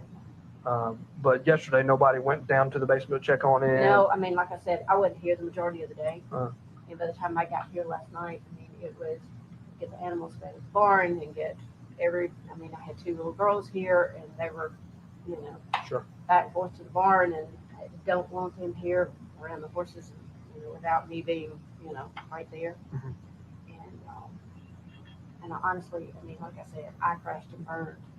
I went to bed and, I said, look, do not leave outside, do not go anywhere. If I call you, and Amanda had told Cameron, said, look, cut that phone off it. Y'all are not staying on Instagram, Snapchat, everything all night long. How old are the girls? I don't know how old Cameron is, but Addison's 11. She'll be 12 in August. And Cameron's almost the same age. So I said, look, I will know if you walk outside this house. And they stay upstairs. In the bedroom upstairs, next to them. It's got a queen size bed and 2 twin beds. In there. I said, I promise you, I will know if you walk outside that door. Mhm. And so anyway, yes, ma'am, I promise you, I won't leave. I won't. So, I mean, like I said, I mean, it was on that. I don't know what time Amanda got here. And then it was okay. So we went looking, I mean, everywhere.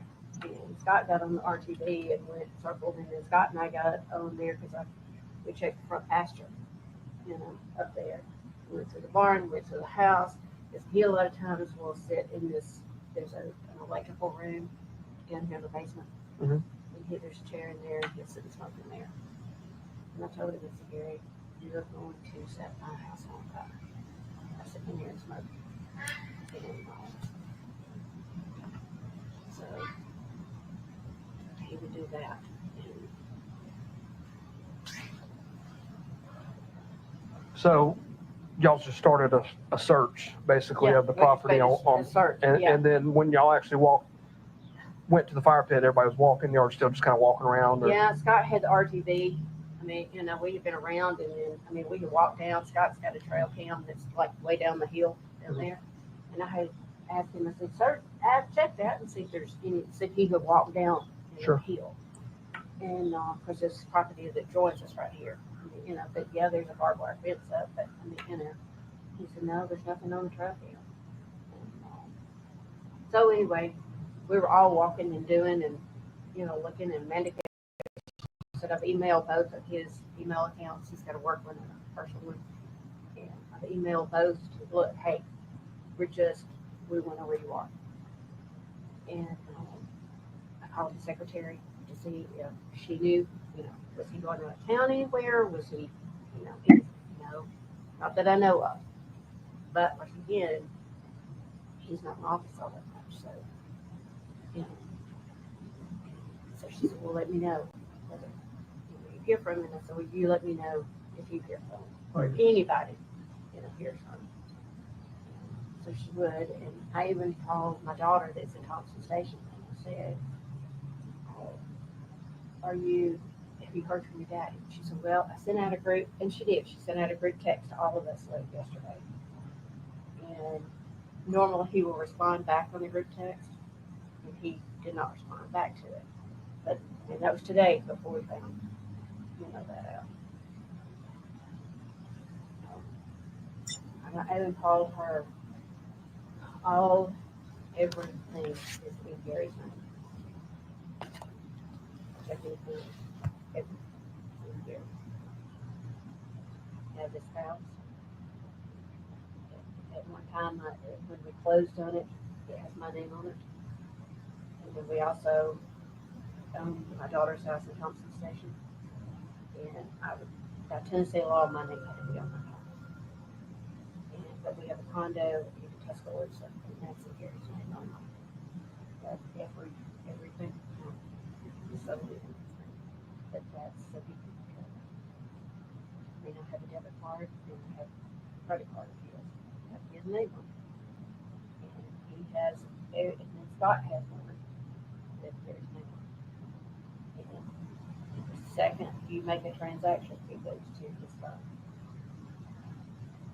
But now he used to do when he girls that way, what they got out of him. So he does a lot of bankruptcy work.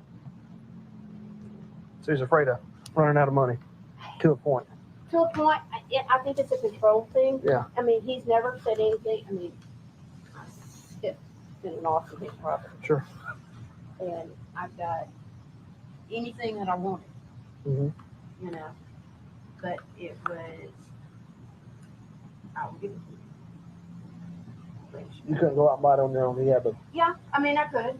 I mean, you know, like I said, I have a debit card and a credit card, you know, and within reason. I mean, I never abused it. Yes, I do know my house is furnished, you know, immaculate. But it's been almost 39 years of collecting it, and I've got a good bit of stuff with my grandparents. You know, it is what it is. I mean, you know, you just learn to accept it. And after he'd been in the hospital, I said, Gary, if something happens to you, I can't go buy groceries. He said, well, you'll figure it out. He said, it's not like there's not money in the bank. I said, I do understand that, but do you know what a struggle it's going to be if something happens to you? I said, you've got kids that are, I mean, Emily, the one that lives in Thompson Station, I mean, he gave like $3,000 this month. I'm like, why? And her husband was arrested, for one step on Jerry'sburg. Was arrested the day they brought Olivia home last November the 27th. And was taken who they were going, I was there. And he was going to be taken back to Tuscaloosa, Alabama, on a fugitive warrant. And he was embezzled his mother, he stole from her before she lost her house. And everything. And I said, you know, I don't even know the outcome of, you know, his last. He was on sales tax, failure to pay sales tax, and a forged instrument. wow. And he had to go back for that. That he's been arrested. So, and I begged, I begged, and Gary begged for $30,000. Wow. So what? I mean, this is kind of a hard question to ask, but what do you think happened? You think he had a medical episode, or did he ever have any thoughts or tendencies or threats to hurt himself, other than the 2 times before you guys were married? Yeah, he would occasionally, and he had gotten, I think, more and more. Like I said, the group text that would go out when she'd send pictures of Olivia, because she's in daycare, and there'd be pictures through the day. And I know he made a thing not long ago. He said, I haven't gotten any pictures recently with Olivia. Like, and so she sent one. It's like, oh, now my day is brighter. But now he always looked at everything being happy. You know, my house is not good enough. He finished top of his law school class. I mean, he was beyond book smart, but common sense, 0. And he nothing was ever good enough. Kids weren't good enough. He just weren't good enough. So hence, like, he still had a whole lot to do with it. And I think that he thought his parents basically, I mean, we put Gary through law school and their undergrad, and his parents did nothing for him. And I think he thought that was buying their love and buying their whatever to give money out. And Amanda, I mean, she's getting married, and she's the child that he's just, I don't know. I think he loved her. You know, I do. But she was kind of always really. She didn't get the same treatment as the other one.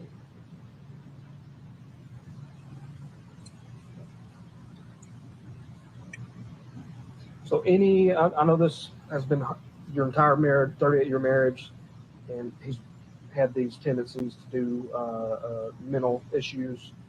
for lack of better terms. I know he's not been diagnosed, but anything recently? Well, now he has taken Paxil for years. Okay.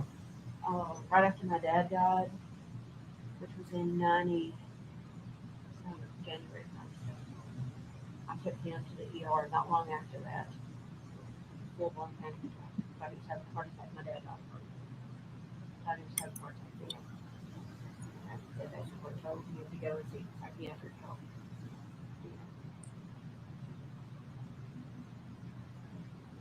These Dr. Hoffman, but these are just a regular medical doctor. And I had taken him over a year ago. He got pretty good walk. And they did an MRI, and he had several bulges and stuff. So he took muscle relaxers and for that. And he would have episodes that he couldn't breathe. And it wouldn't be anything, it would just be he would turn or, And at that time, I was at the worst. He's had a couple of episodes since then. That he just stayed in bed for several days. Mm-hmm. So no big drastic changes in the past week or two where he's gotten real depressed or just anything out of the ordinary? I guess that I had confronted, Chris put the beach trip last week. And I said, Gary, come on now, we got to. Come on. Because Chris had called me. I said, no, Chris, no, I'm not paying for you another vacation. I don't get to go on vacation. So no, I'm not going to. So Gary had said, he said, well, what if we go with him? I said, no, we're not going. We're going to. He's not going either, And I said, because how else is he going to learn if we keep, He said, well, why can't we even take the grandchildren? You and I will go. You will take the grandchildren. Well, no, Chris and Jenna need to go because Chris won't let the girls go. And like, well, then we don't go. I didn't think that was So from that point in time on, it was very, he should work in time. And when I first got here, Tuesday, and he, as soon as I walked out there, Chris just left. Addison said, Mother, did you see Olivia? And no, it's just Emily's girl. So then I told him, and I said, well, I don't know. I said, I've got to go and take my mother to the auto later on in the month. So that, while you're all here. And I said, maybe you can go there. Oh, well, if they're not going with you. I said, Chris, they stay here most of the time anyway. Because you can't be trusted with your own children. As soon as they flew in Tuesday morning, the flight got in at 8:30, and Ella, his older daughter, he came out here and dropped her off with a friend that she lives right down the road. And that her mother lives somewhere on down where they're down the road. And I said, so I called Terry because her parents were cool. I called Terry Braswell and I said, did you know that Ella and Emma are together with Beth? He said, I know. I said, didn't Bress just get out of jail? He said, yeah. I said, well, do you think she's okay? He said, yeah, I think so. She ran an ex-boyfriend and totaled their cars and, and she's been in and out because I think they do a cat fight or whatever. Mm-hmm. I said, I don't think Ella needs to be over there. Period. End of story. Well, Chris was going to let her stay from high water. So, it's like, Terry said, well, I think it'll be okay. And I said, if you hear anything, would you call me? I said, check on him very recently, So it sounds like you and Chris, your relationship's a little rocky because you're trying to put a stop to the handouts and make him grow up and do things on his own. He's 38 years old. But Chris's relationship with Gary was good because Gary was still feeding him money, or Gary's still feeding money.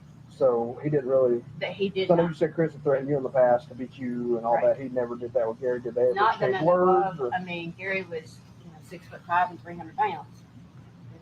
He wasn't gonna cut his gravy train off. Gary was 6'5", 300 pounds.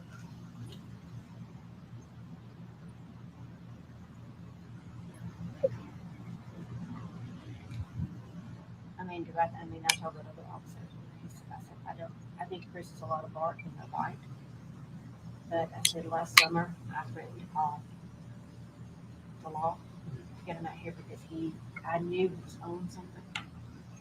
And I said, you're not leaving here with those $2. You can't stop him from taking the bills. I said, well, and yeah, I will, because you're not driving off with my kids. And that's when he just got belligerent. I called Gary, and he came home. And Gary let him take it. And I said, Gary, he said, where did these go? I said, but do you understand what you're doing? I said, Ellen had sent me earlier that summer, sent me a text message, and it was him. I mean, cussing, they blue streak, it was fuck this, fuck that, and I'm going, fucking feed you the cheapest fucking thing. I mean, And I said, Chris, come on now. You can't do that. So they came and stayed here, and that's the rest of the time. And I said, and I told them, I said, you're not welcome at my house unless we are home. You can't come in here. You've taken credit cards. You've taken, you've got checks. He didn't write them. He would go to Sharon Williams. He runs a painting company. There'd be charges to Sharon Williams. And so yeah, that's mine and Chris's thing. Did you think Chris would have hurt Gary? You don't think there was an argument? I don't think so.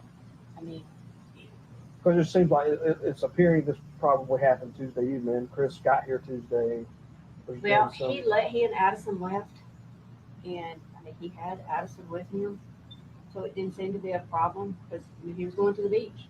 I mean they're supposed to leave, I think Saturday, but I don't know that for sure. And he's not finished ready. So Chris Tuesday evening had Addison with him the whole time. Had what? You said Chris had Addison with him? No, I don't know what they did when he left here. Okay. Had you spoken to Gary after Chris left? Yeah. Okay, so Oh yeah. Chris left, Gary was still... Yeah, he was still here.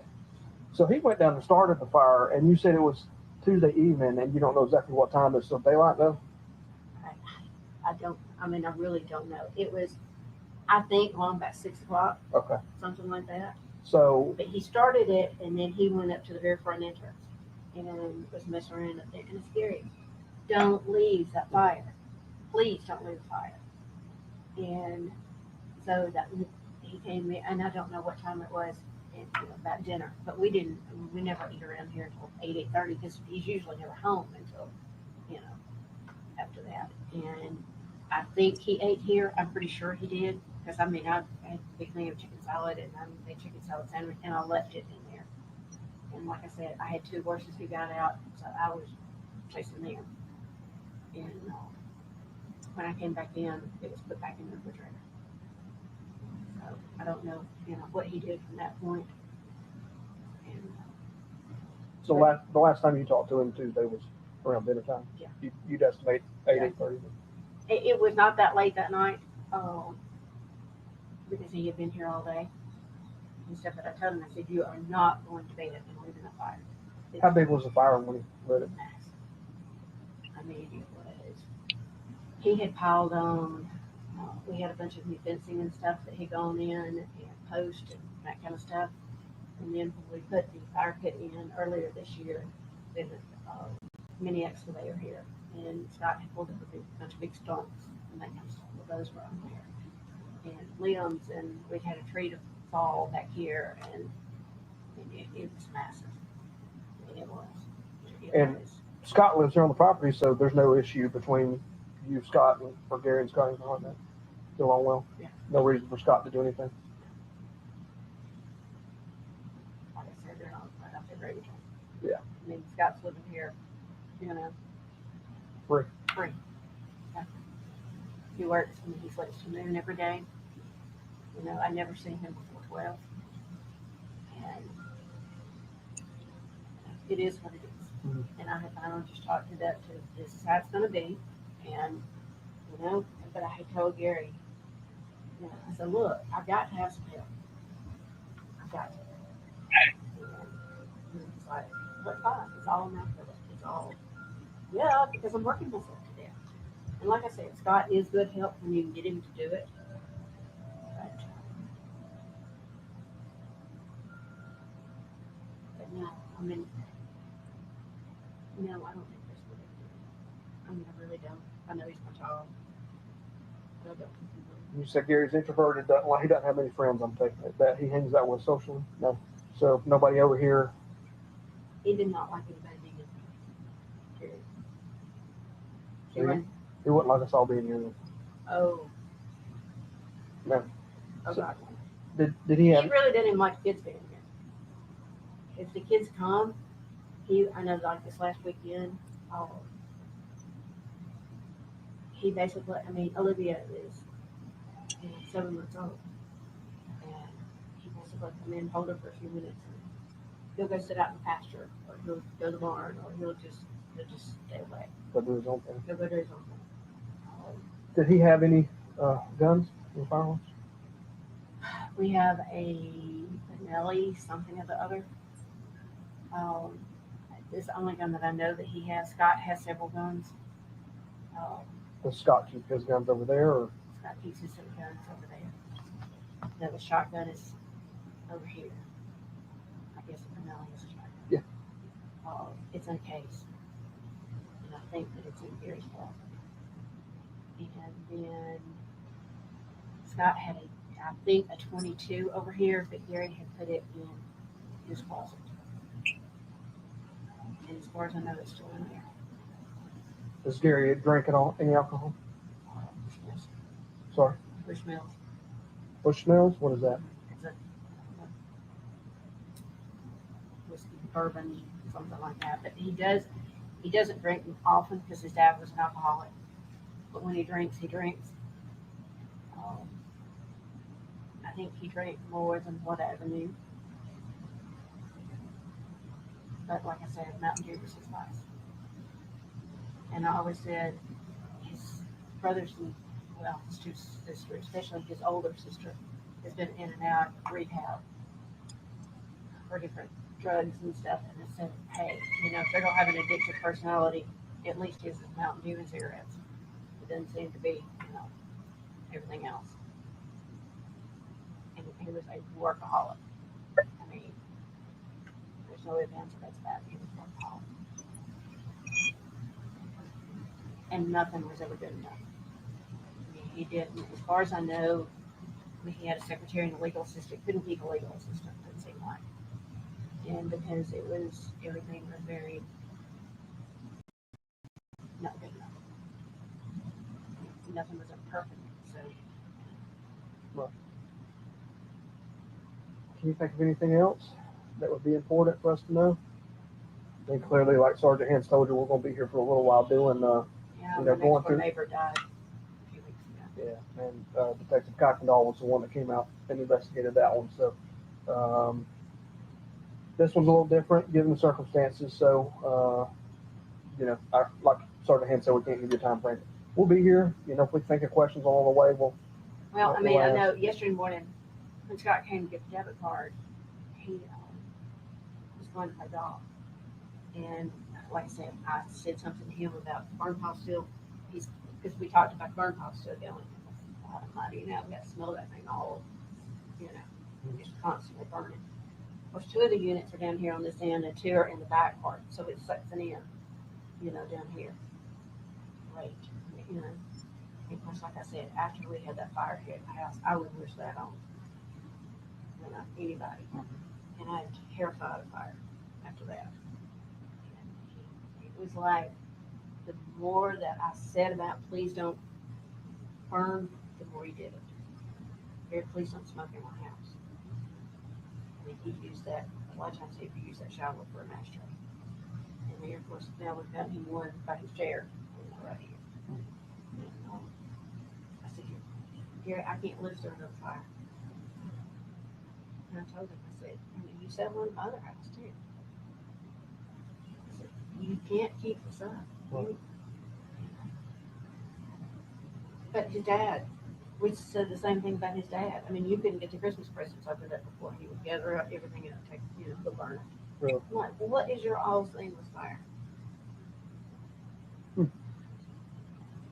I mean, I finally took and put gas logs in my fireplace upstairs because he would load that sucker up with, I'm like, no, you'll get the chimney on fire. So we finally, this last year, I was not going to put gas in that one because I've got one in the bedroom too that's gas. And those guys were putting gas in, get a gas line. Yeah.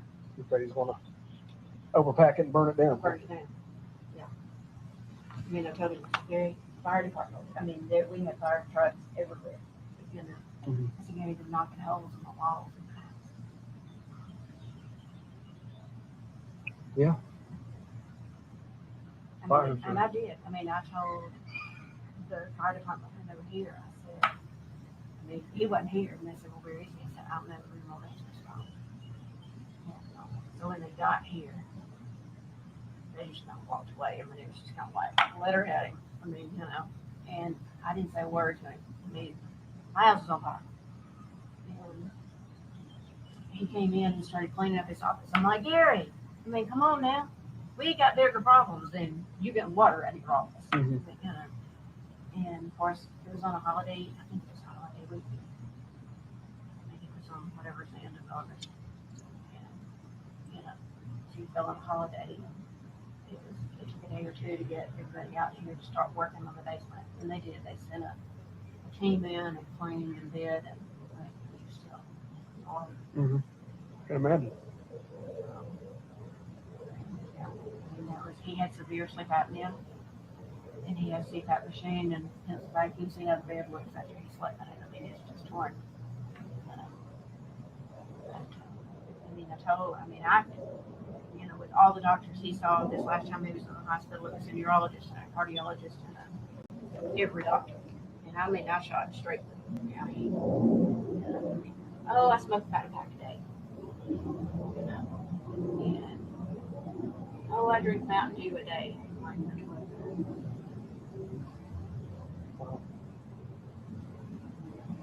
I gave somebody all the medications that he's on. Yeah, they said they were up there. I mean, they recently put him on a new blood pressure medicine, but it was also a congestive heart failure medicine.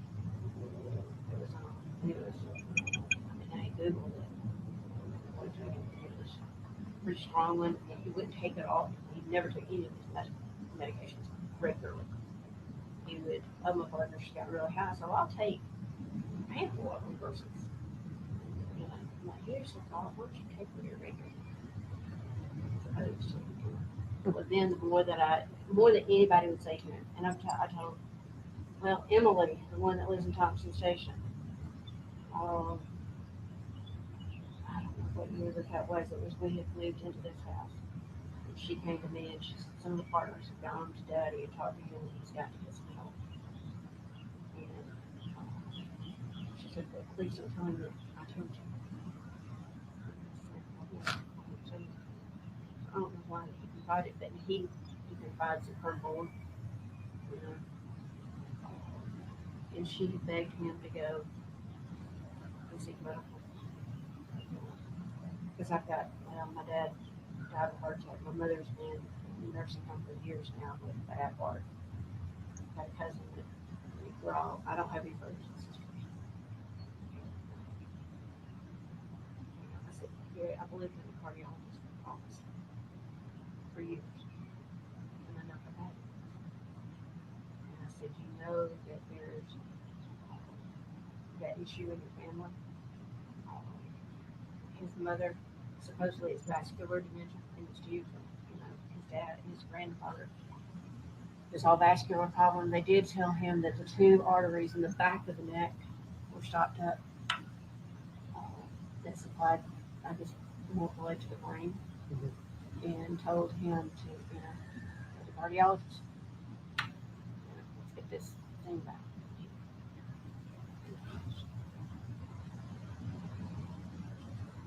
Some people are just stubborn. I think that he, you know, it was, you know, I'm gonna push it as long as I can, and I said, Gary, you've got to quit smoking. I know, but I enjoy smoking. Okay. And especially after Olivia was born, because he's always, I guess, Emily was kind of his favorite, and whatever Emily wanted, Emily gets back. She's living in a $40,000 house in Thompson Station. daughter condo in Tuscaloosa. And that's fine. It made sense, to buy the condo. But I told him, I said, okay, we've got Olivia now. And you've got to stay with her 7 months. You're right. So I don't, like I said, it was always the glass is half empty, kind of thing. Do I think he would do something to himself? I mean, I don't know.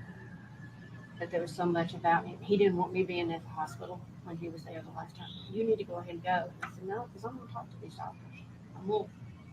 It's time to put the cards up on the table. It's time for us to all know. Well, the day that the cardiologist was supposed to come, they did a stress test and all that kind of stuff on him on Tuesday. And when his nurse came in and said he did miserably on it. I said, great.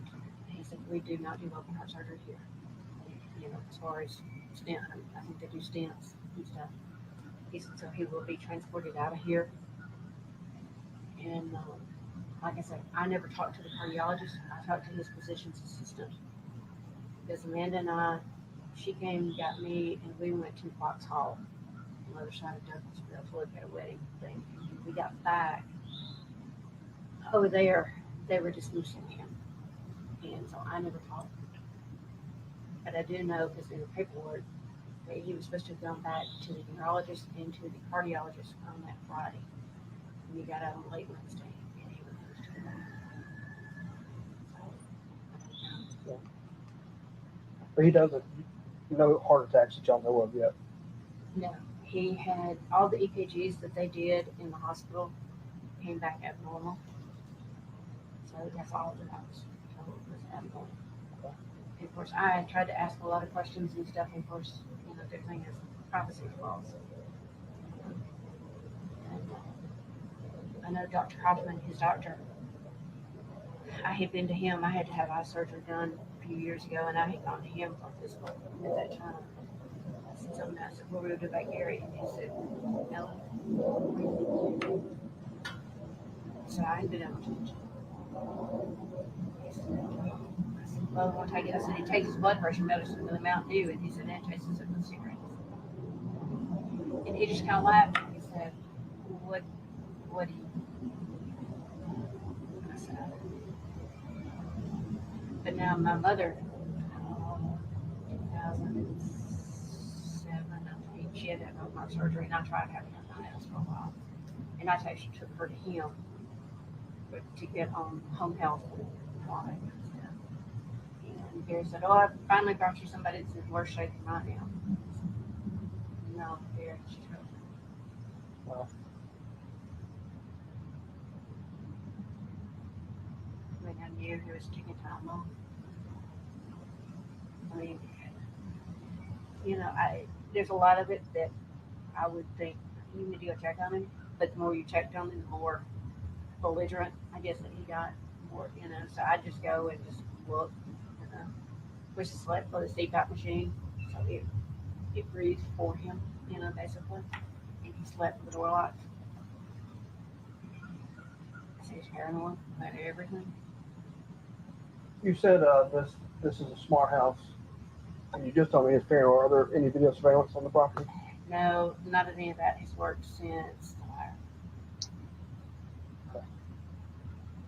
So we might see cameras around, but no, they've all been taken down. Yeah, I mean, there's cameras still there, but the whole system is.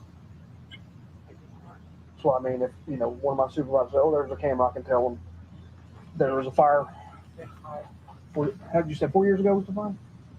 2 years. 2 years ago now. Okay. Yeah, 2 years is August. So fire 2 years ago, and that destroyed the system, and y'all have never repaired it.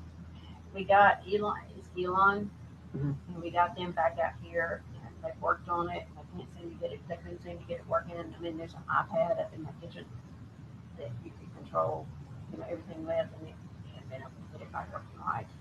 It got into all the wiring and everything. So it's the whole house, not just the video surveillance. It's all the smart features. It's all smart. Yeah, it used to. There was an electrical engineer who built this house. Mm-hmm. She was an architect. You walk in rooms, the lights would come on. If nobody moved around, and everything, the lights would go off.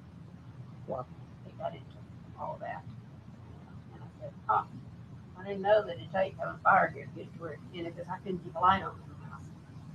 You'd be sitting there at the kitchen table and all of a sudden everything just go dark. Really? You have to move around to get it coming. Around. And you get up because there's like little things in each room, like a little, thing up in the corner with the sensor. Mhm. So you should be able to march around. And I said, he worked from here and it was fine for people like that, but it didn't work here. Not when you got dogs. Or kids. Right. So I didn't push it to get it fixed because when we did before then, we had cameras up and he would say, well, who came to the house today? Well, they were here working on such and such. Well, Scott came to the house 4 times today. Okay. So what? Right. All right. I don't think I have anything else for now. Let's go up there and I guess see what's going on. I don't know what everybody else is doing and where we're needed or what is needed. What happened? Our job is just to determine if a crime is committed. So they'll be down there collecting evidence and doing everything. We have our crime scene investigators here. Typically, and you just let me know if any of this is too much for you, because I have to talk in my terms to try to make it clear, and some people don't handle it well. Typically, we respond to a death. We have a body, and we can look at the body, and we can say this guy's got this medical history. There's no holes in him. There's no cuts. Most likely, it's medical related. And then if there's any further questions, we can send them down to the GBI crime lab and they do their autopsy and they can tell us for sure, yes, it was a heart attack or yes, it was a stroke or whatever. We don't have that in this situation. So there's a lot more forensics involved in it. And I don't know how much, that's all their expertise, not mine. So the remains will definitely have to be sent off to be tested, because one thing we definitely have to do is positively identify him and make sure that the remains we found on him. They'll do that through the DNA testing. So, all that, I don't know how long all that takes, because they'll go down to Atlanta, to Panthersville, to the GBI Crime Lab headquarters down there, and that's where they do all that stuff. So, we'll be out here for several hours just because, and you see there's our crime scene truck arriving on the scene, but we only get one shot to collect everything we need and, do what we need to do. If we leave here and it pours down rain tonight, we can't really come back tomorrow if we miss something. So that's why it takes so long. It rained here yesterday. Yeah. And that's fine. That's fine. It rained last night. I mean, it is what it is, but from this point forward, we've got to do what we've got to do. Well, that burn pile was, have you been down there? Yeah. It was as big as that. I saw it. And and it's still smoking. It's still hot. Oh yeah, it's still hot. Even after it rained. How much did it rain last night here? Do you know? I have no idea. So I know when I woke up this morning, my in ball ground, my car was wet in the driveway and all that. So I know it rained last night. I just didn't know how much. I have no idea because the sprinkler system went off last night, so it just didn't. I don't know. And like I said, I had 2 little girls here this morning, so.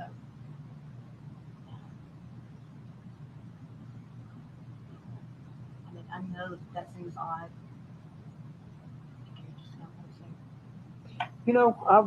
I've been doing this job a while, and it's not as uncommon as you probably think it is. See it. I wouldn't say all the time, but I've ran across it multiple times where, it may not be to the extreme. Sometimes it is different levels, different bedrooms. I know people personally that sleep in different bedrooms, so.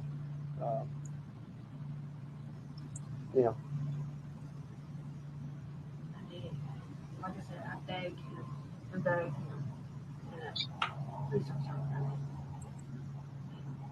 It was almost like he had a thing. So something just popped in my head. You were very concerned about him watching the fire and then didn't see him for a few days. Did you go check on the fire yourself, or? Oh yeah, we've all been down there. Yeah, we have. And then when Amanda and I went back today, it was just smoldering. And I asked Scott, I said, did you throw one of the goats on there or something? Maybe one died, because we have several of them. Did you throw a goat on there or something? Because it was just something that just it was like one big ball of just, And I said, did you throw a goat on there or something? And he went over there and looked and, did. He said, no, but that doesn't mean Daddy. didn't. Then he really looked, and I will say, he actually took a stick.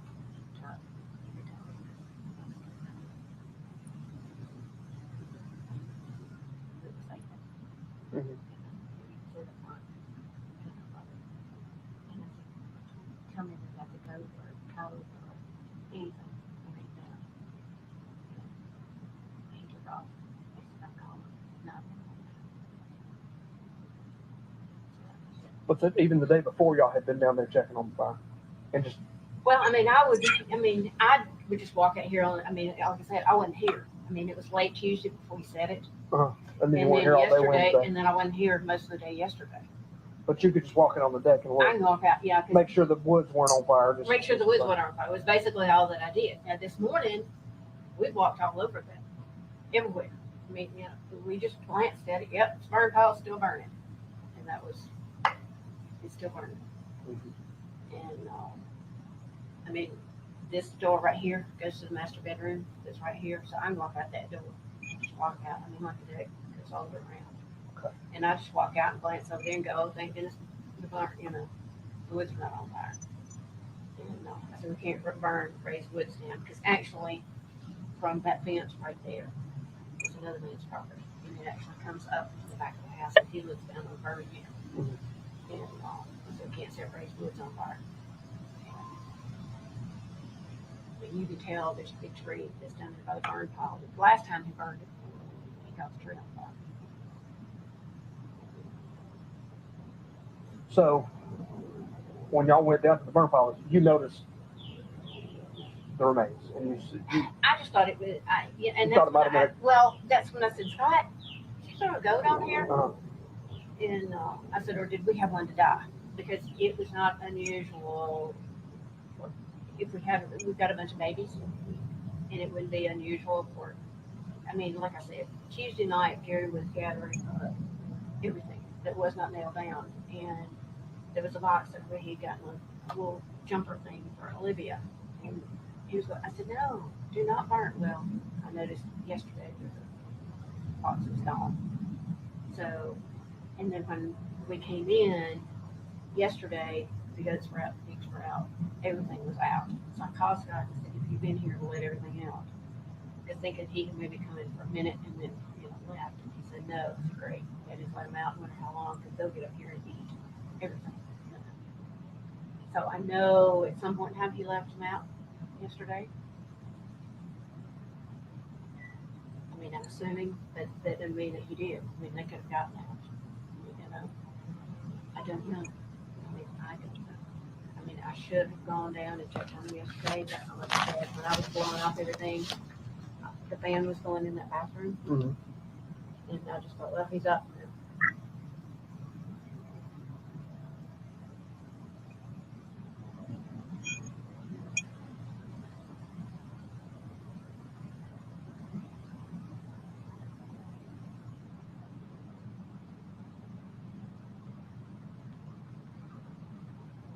all right. My sergeant has sent me a message saying that I am needed, that we can take a break for a little while. So let's go up here and we'll see if we can get you some water and see what's going on, okay? You have any questions? It's understandable.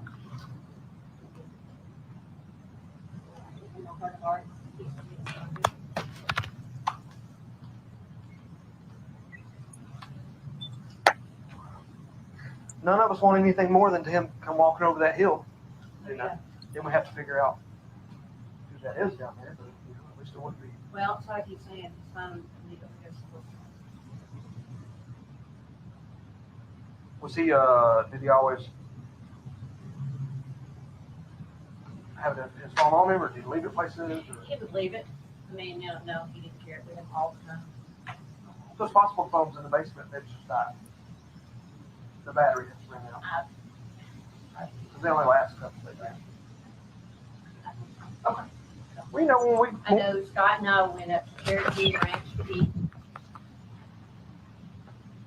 Tuesday. Mm-hmm. And he was sitting, I don't know if you've ever been in. he was sitting in the first booth, he didn't go in. He was just sitting there, and we got no, we didn't, but he was sitting in a booth that didn't have like table on the other side, there's a wall, and there's a table and a booth sign. And he got up and paid, he walked by, Scott and I, and never opened his mouth. Got it? You know? But that wasn't unusually. I mean, Scott and I have been up there. I mean, we go up there. If I can go up there with him, like you. No.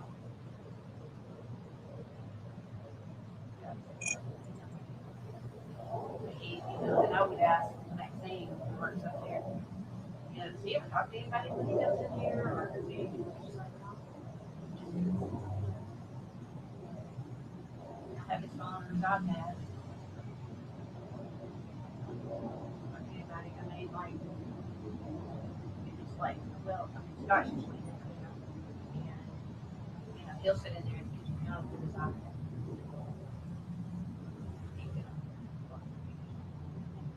All right. Let me walk you back up here.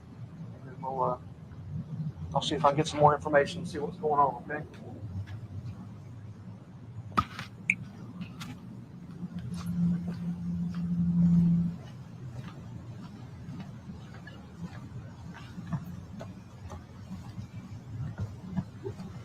What kind of cigarettes did he smoke? Do you know the brand? And nobody else here smokes? Scott does. He smoke the same kind? Don't know. Oh, okay. Hey, Jerry started firing the basement, so I slept in that day. Do I know he smokes? Yes. Gotcha. He knows how to feel about it. Right. So, My sergeant's down here. I'm going to go walk and find him. It looks like, I don't know if that's... can I grab water out of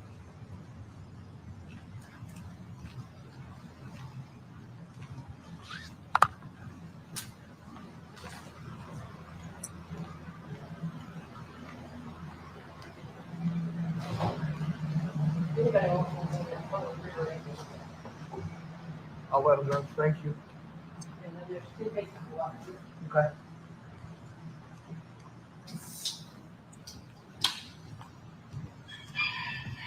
I'll be right back, okay? You know where they all are?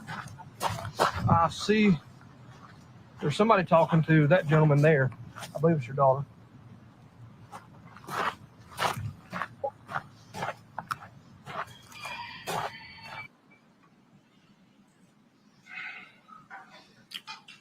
All right, let's break for 10 minutes.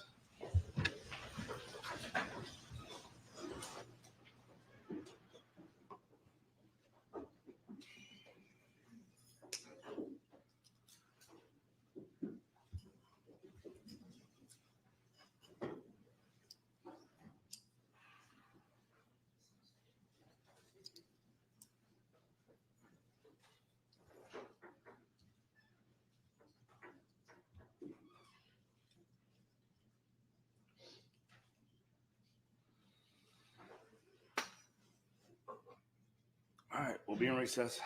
10 minutes. Okay. It's nice to see differing opinions though on this. There's different opinions on this definitely now, which is nice to see.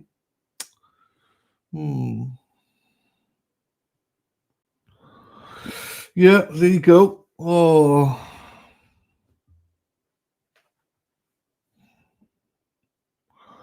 Ten minutes.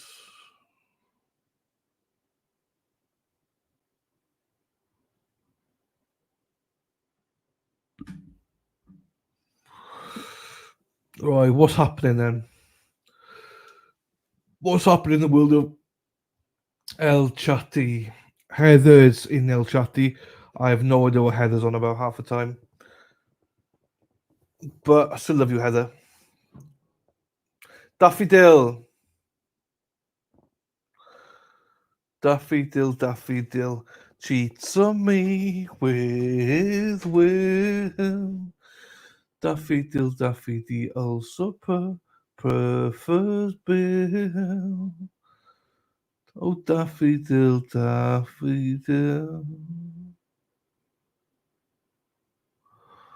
Okay. think we got all morning of this, or maybe all day. It makes me fall asleep. I don't think it's a sleep apnea. I think it's me. Hey, Daff. Yeah.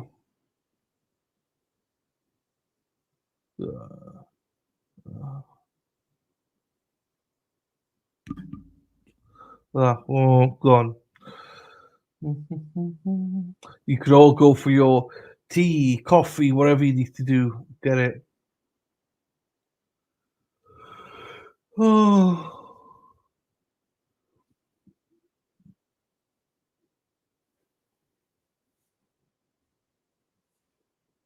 Oh, Elsie, this is this is a great trial. This is a great trial. This has been one of my favorite trials for a long time, just because I don't know. I don't know.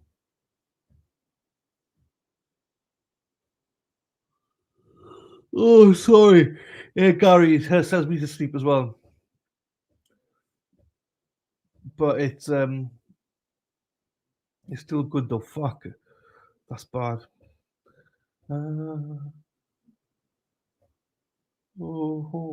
Let's play a song. I'm gonna make up my face while listening. I will listen until I have to fly out the door.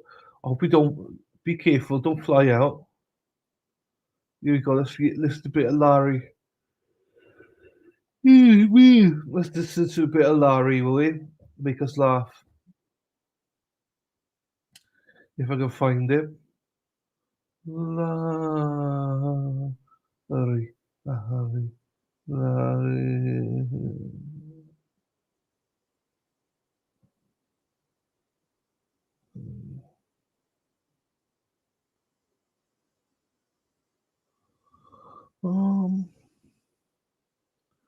Where's it got? I can't find it.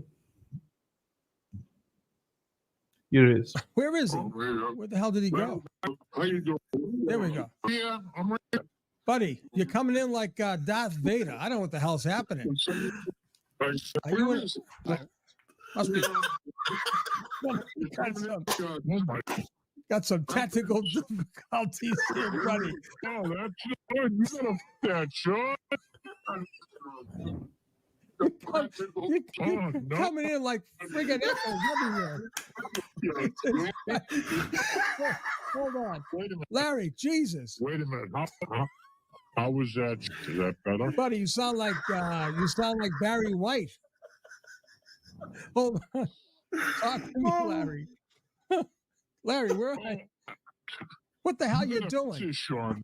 What? You gotta fix. The whole goddamn set is gone. But you sound like that. Give it the little baby, baby. Come on, Larry, give it up. Baby, baby, baby. Oh, Larry. What do you got? We'll try to get through this, Larry. What do you got for us, Larry? No, I can't this way. You gotta fix it. Okay, listen. Let me try to work this out, my friend. I got to try it. This foolish thing, I'm about to throw it through the window, all right? Lucky it even works. But, Larry, hang in there. What are you got to do today? You got the oxygen tank all set up? I hope. Listen, I have a new song I'm gonna teach. Okay, buddy. I got to fix this. Listen, I got a message from women. They want me to teach a new song. They want to do what? The women want me to teach Dylan a new song to sing. Oh, okay. Okay, well, listen. Hold on now. That's going to be a little complicated since I'm only getting every other word. But listen, I'm going to try to fix this, Larry.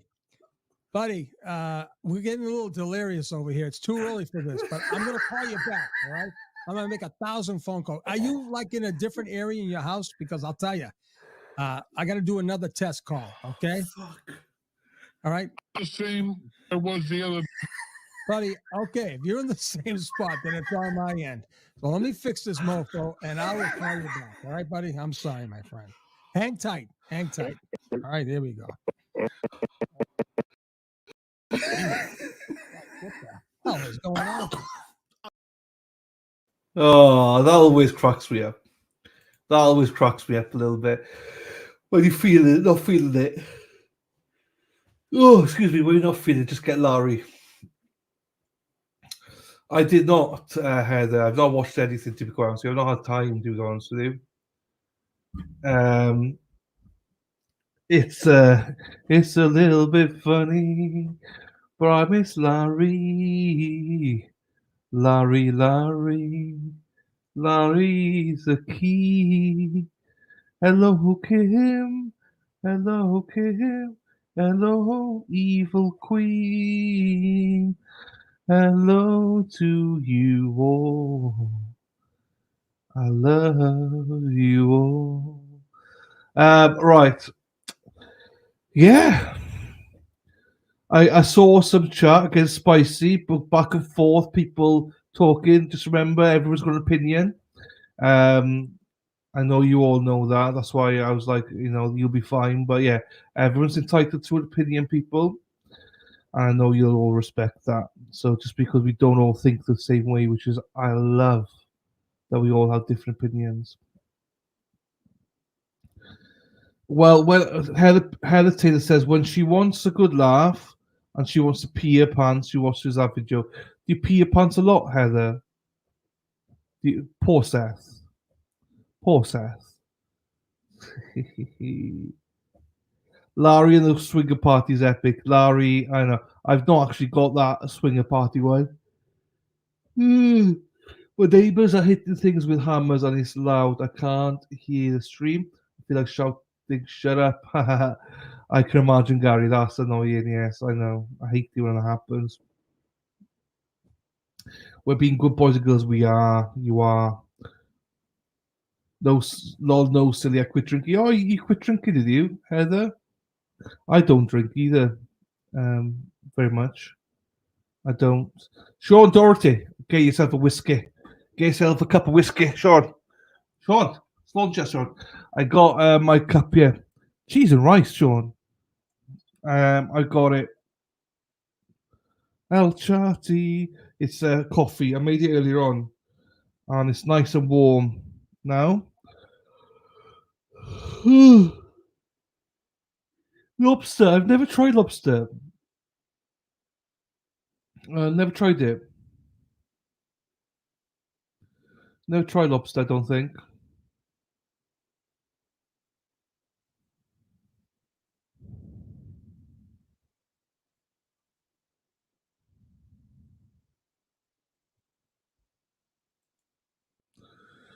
Yeah, no, I respect people like Larry posted. He's quit smoking. Obviously, lots of people are not drinking. Dana the Speedo Man. Dana the Speedo Man. Dana the Speedos. He loves his Speedos. Dana the Speedos. Lum. Bit of lum there. What was that? Definitely try lobster in Boston. I'm not a fish guy. So that's why I've not done it. Crab's legs could never. I've smelt them once. I was like, whoa. Close your legs, love. Jeepers. Close your legs, please. Try lobster. I will try it, but I'm not really a fish guy. I am looking forward to trying clam chowder. Where's about, I need to go try clam chowder. Because everyone tells me you need to try clam chowder. Park the car, get a cucumber, and then get some chowder. Get some chowder down here. Ooh. Ooh. Ooh.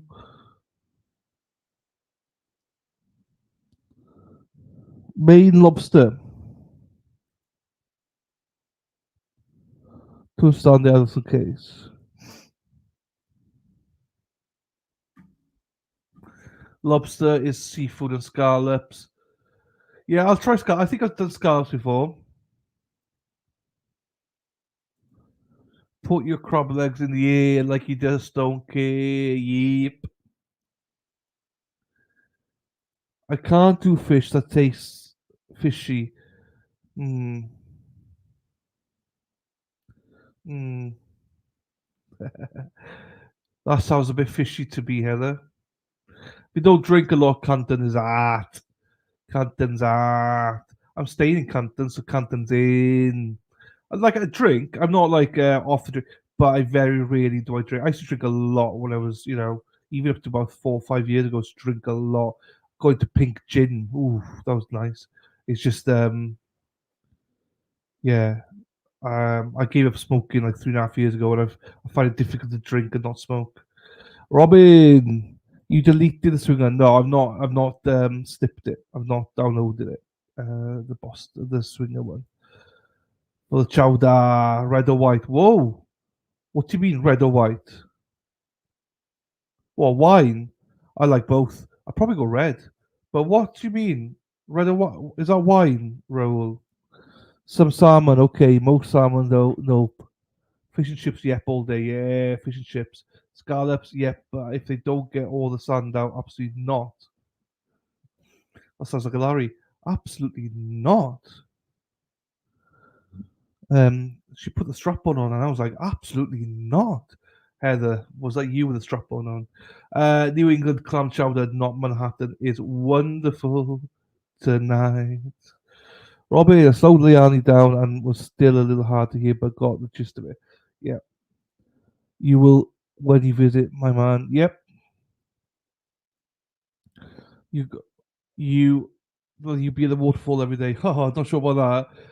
I'm staying not far from the waterfall though, so I'm not going to give any tips where I am. Try some live jars and chowder. Oh, you talk about chowder? I don't know what red chowder, white chowder. What the fuck? What's the difference then? I got something in my head, but I won't say it out loud because it's disgusting right now. I quit. Dana says I quit smoking 7 years ago. I quit drinking about 11 hours ago. There you go, Dana. Love it. There you go, Dana. Loves that. He's going to D&E. Aha, no, I'm not going to that one. She's out. Oh, fuck you. I got the hell out of there. Mediocre chicken parm. What is chicken parm? Is chicken parm like chicken with cheese and stuff? I don't even know what chicken parm is. Thank you, Daffodil. But, lol, Dana, I have a bad vape habit. I used to vape, but then I just went, no, I'm finishing. I did vape for about 8 months, and then, nah. Chowder can be red in colour. Oh, wait, I didn't know that. It's like potluck then. Is she on? Is she not? Just potluck. White chowder is the best. There you go. I thought it would be. Comes out as white cream base. Oh, nice. That sounds nice. Dana, you drink the non-alcoholic? No, Dana does drink. Dana drinks. He was joking. He was joking. He's quit drinking 11 hours ago. No tips. What the hell? I'm putting a GPS on you. No tips. What's no tips? What's tips? I'm not sure what that means. Tuts. I would look like a turtle on my back. Most prefer white chowder. White chowder is cream based and the red is tomato. Oh yeah, give me the white one then. Chicken fried cutlet. Oh, okay, I'm with you. Chicken parm so nice. I'll have to try it. I lived in Mass a whole life, and the only fish I like is fish and chips. I'm not a seafood, but I'm not very seafoody. Like I'll try it, but I'm not like gonna go. You know, yeah, I'm not. I like sea bass. Well, I tried sea bass once. I liked it. Fish and chips, yeah. But I'm not gonna go over the top with it because in case I don't like it, But yeah, I'm willing to try lots of stuff. Breaded chicken, breastfeeding.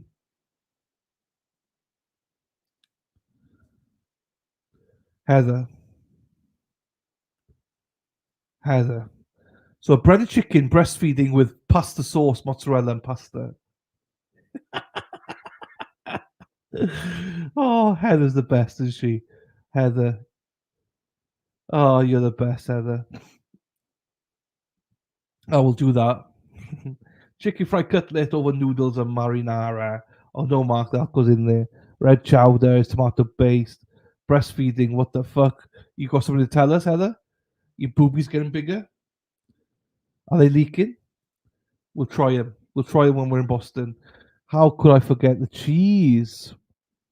My whole family except me is like that Rhode Island. Avoid most seafood. Yeah, my mother's allergic to seafood. You see, she's allergic to fish, so that's why she was really bad for about a year. So that's why we're a non-fish household, even though we have a little bit. Like we have tuna tins and stuff like that, but no, we're not. Not very fishy. I used to love prawns and stuff like that, but he will be right. I actually got food poisoning from prawns, so it turned me off a little bit. You'll probably get back and come with BC or FDA. Don't give a crap. Keith, Keith, Keith. Keith and Jen sitting on a tree. Keith is KISSING. With Jen, with Jen. We love Jen.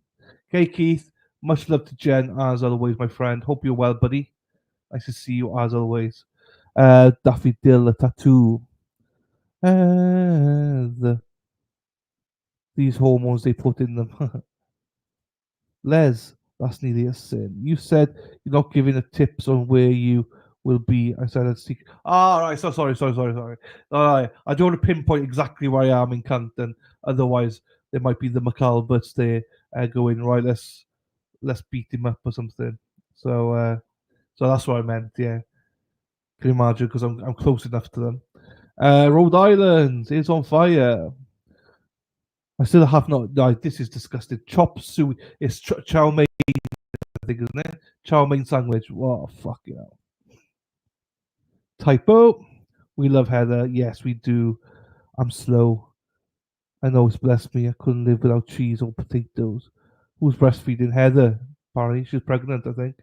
I eat a lot of chicken and miss my chow mein sandwiches. My favorite fish flavor is fried in. Favorite fish is flounder fried in cornmeal. Okay. Can't be proper fish and chips for UK fish and chips. Yes. Les water to Duffy sea bass with capers. Don't know what capers is, to be honest. Dropped dead after eating prawns. Did he? Whoa. Disney Cruise Line has the most delicious sea bass. Oh, nice. I will be your paid bodyguard. You're too big of a celebrity anyway. Striped bass is not fishy at all. Crunchy Ritz crackers and put chunks of butter, pepper, salt, garlic in the grill. Nice. Lol, Heather Taylor. Yeah, so we'll see. We'll see. When two become one. Right. Court to be back in a second now. Just remember, after they go to lunch, I'll be stopping the stream and going to another stream. But I won't be there. I'll press live on it in an hour's time, if that makes sense. But it will redirect you to that stream, so you should be able to chat over there if you want to, or go somewhere else, watch a bit of Sarah Boone, do whatever you want to do. Even though I got a sneaky feeling some of you there now watching Sarah Boone.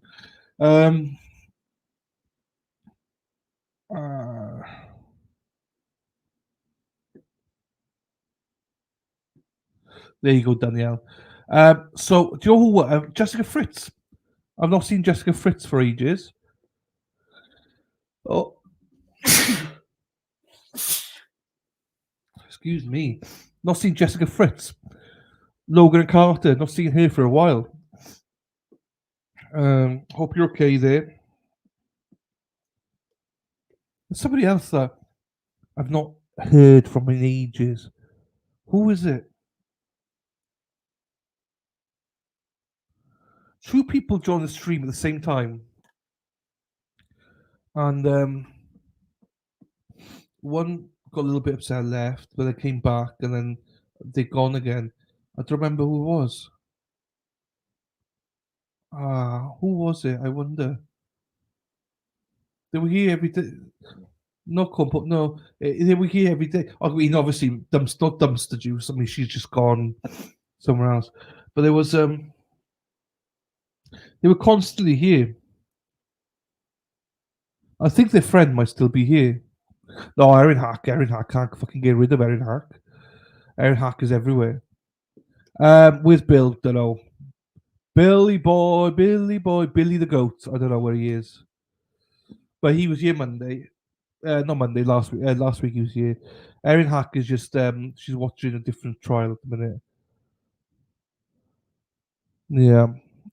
Erin Hack. I know where Erin Hack is. Don't have to. No Ruka. No Ruka's been here. Oh, it's gonna bother me a little bit. Miss Double D, Mrs. Double D's. Who's Double D's?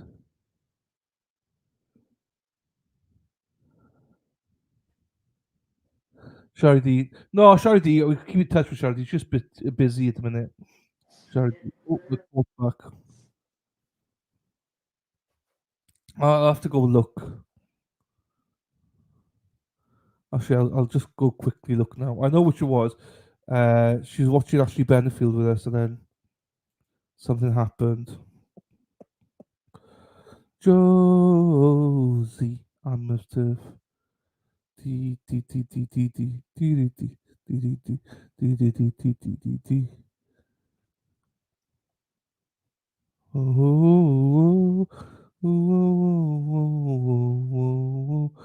here we go. Ah, ah, ah,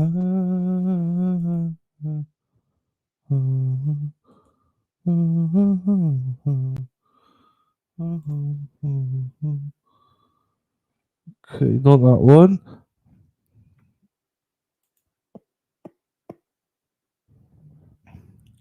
As well, Evolve Recovery, Mystery's gone missing.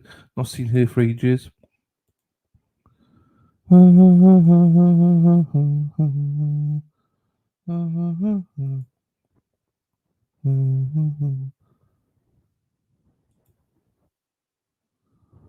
Not there.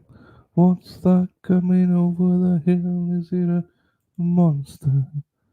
Is it a monster?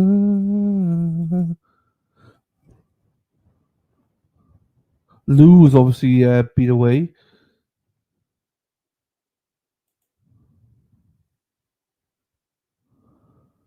Oh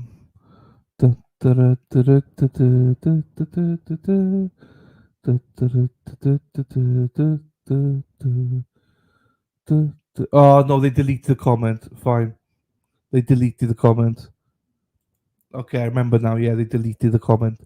Fine. So I don't know who it is then.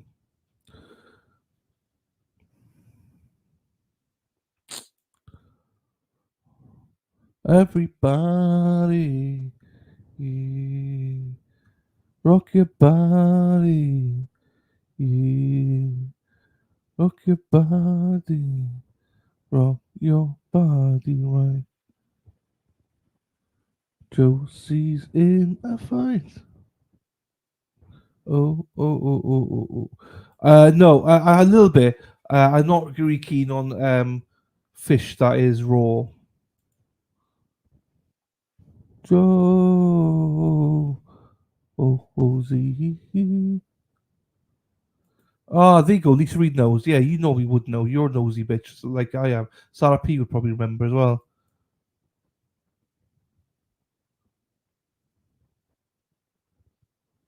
No, there's a few people. There you go, Josie.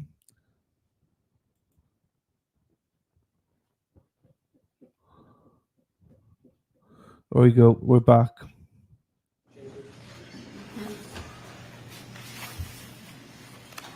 All right, Sergeant Hayes. Yeah, we listened to it. Yeah. After you were done speaking with Miss Farris, did you continue to interview individuals on scene? I did. I want to ask you a couple of questions about the interview we just heard. Throughout the interview, did Miss Farris ever pause to compose herself? She did not. Did she ask you a question, any questions throughout the interview? Not really. Did you ask her about their financial situation? I did not.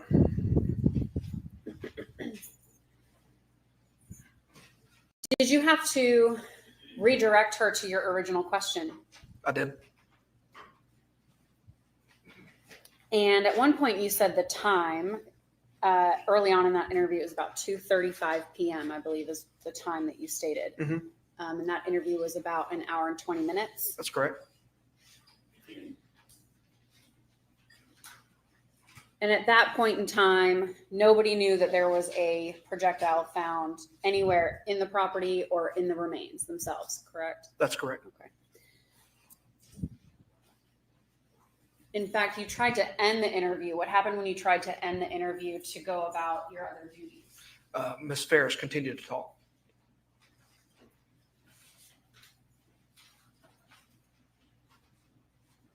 So that was between 2 and 3:30 on the 5th. Correct. And the 911 call was around 1 p.m., a little after 1 p.m. Correct. So after you interviewed Miss Farris, who did you speak with next? I believe I spoke with Amanda next. And then who did you speak with? Emily. At one time before you spoke with Melody Farris again, did the anthropologist arrive on scene? Yes. And at that time, was the projectile found in the remains? Yes, after they arrived on scene and she began her excavation, I guess you would call it. So, Do you know if you had knowledge at the time of the projectile found in the basement? I did not. You did not have knowledge, or you didn't know if you had knowledge? I don't believe I had knowledge of the projectile in the basement. I believe the projectile on the bones was found first. And so at that time, after, well, tell the jury a little bit about when the projectile was found in the bones and what your next step was after that. I wasn't down near the burn pile when the projectile was found. I believe I don't remember if I was called or texted or how I was notified, but I was notified of it, and obviously that changed the path of the investigation. We knew now that we had likely a homicide. What was that? Around what time was that on the 5th? It was in the evening. I know in the interview that I did, you could hear me say the crime scene van was pulling up. So our crime scene unit got on scene first. They went down and did their assessment and then realized they needed more expertise. So they called the forensic anthropologist. It took her a couple hours to get there because I believe she was teaching at Kennesaw when she got the call. So she had to finish what she was doing and coming. And it wasn't long after they found the bullet that I interviewed Miss Farris again. I believe that interview started after 9:30. Okay. And where were you when you spoke with Miss Farris again? I approached Miss Farris at the scene. We were all still there and told her I needed to speak to her again. I asked her if she, by this time it was dark. We'd been outside. It was hot, all day. It was getting dark. There were a lot more people on scene, so I didn't think there would be a good private, quiet area outside due to all the activity, the stuff going on there. So I asked her if she would go with me, follow me to the Free Home Precinct, which was just a few miles away. What county is the Free Home Precinct in? Free Home Precinct is in Cherokee County. It's one of it's the office that those deputies that work in the area of the county work out of. Describe where in the Free Home Precinct you went and spoke with Ms. Farris. So the Free Home Precinct is a big building, but all of our precincts are attached to fire departments. When you walk into the main door of the precinct, you have what we call the day room. It's an area with counters, with computers, and things for the deputies to do their work. On the outside walls, there's offices for supervisors. We can go into a hallway where there's a bathroom for the area, and then there's what's called a community room. In the community room, members of the community can rent it. I don't even think it costs money. I think you can just reserve it and go use it, birthday parties or whatever. So I went in this room, and all the tables and chairs have been put up. I think I pulled a single table out and a few chairs. Pretty large room, probably 20 by 20 or so. And I set the table up kind of in the middle so we'd have a private, quiet place to talk. Who was with you when you spoke with Melody, if anyone? Who was with you when you spoke with her the second time? I interviewed her alone. There were other deputies there at the precinct. I know other family members came with her to the precinct, and they sat in that day room area or outside in their vehicles. And I know we discussed this a little bit yesterday, but she arrived with other family members? Correct. Did you drive her? No. She rode with other family members? That's correct. And was Did you also ask Mr. Scott Farris to come to the free home precinct? I did. And at that point, when you began your interviews with Melody and Scott, at this time, had you received any sort of digital evidence? I don't believe so. Had you received any, were you able to confirm or any information that Ms. Farris had given you at this point? No. Were you able to confirm any information that Scott Farris had given you at this point? No. Did you have bank account records? No. Did you have, had you spoken to friends of any of the family at this point yet? No, the only people we've spoken to were people who were on scene. So it's fair to say you were a little bit limited in your knowledge at this point when you were continuing to speak with the family. That's correct. Okay. At this time, the state moves to tender Hayes 2. No objection. All right. And it's 11:16, so I'll probably stop it in about 35 minutes or so.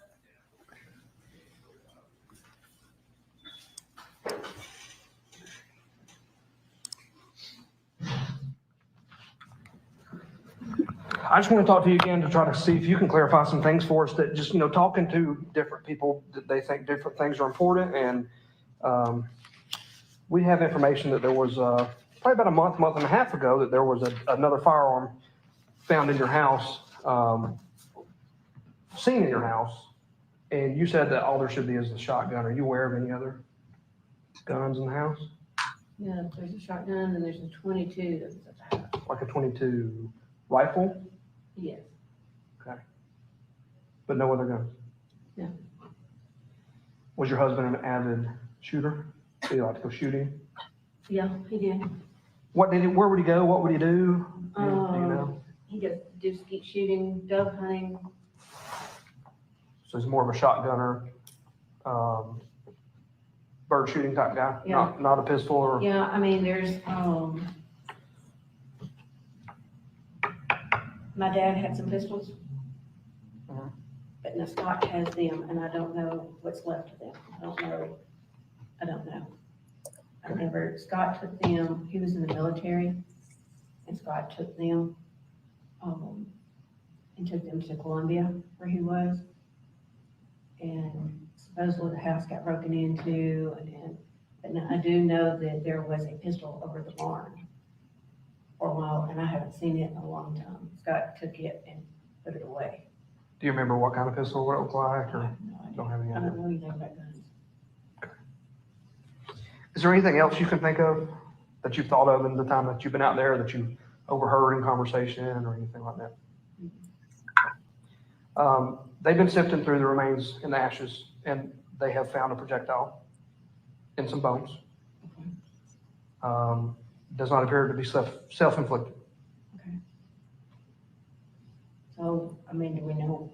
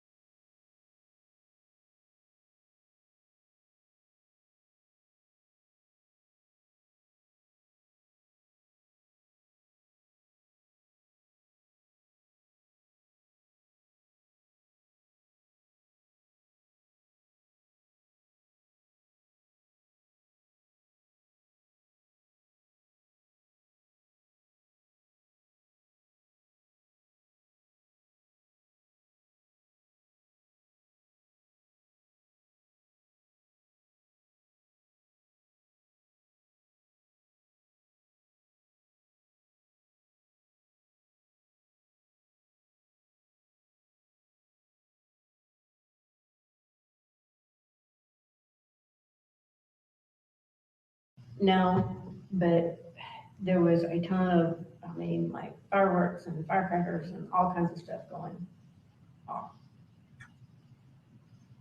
I mean, Scott he left and,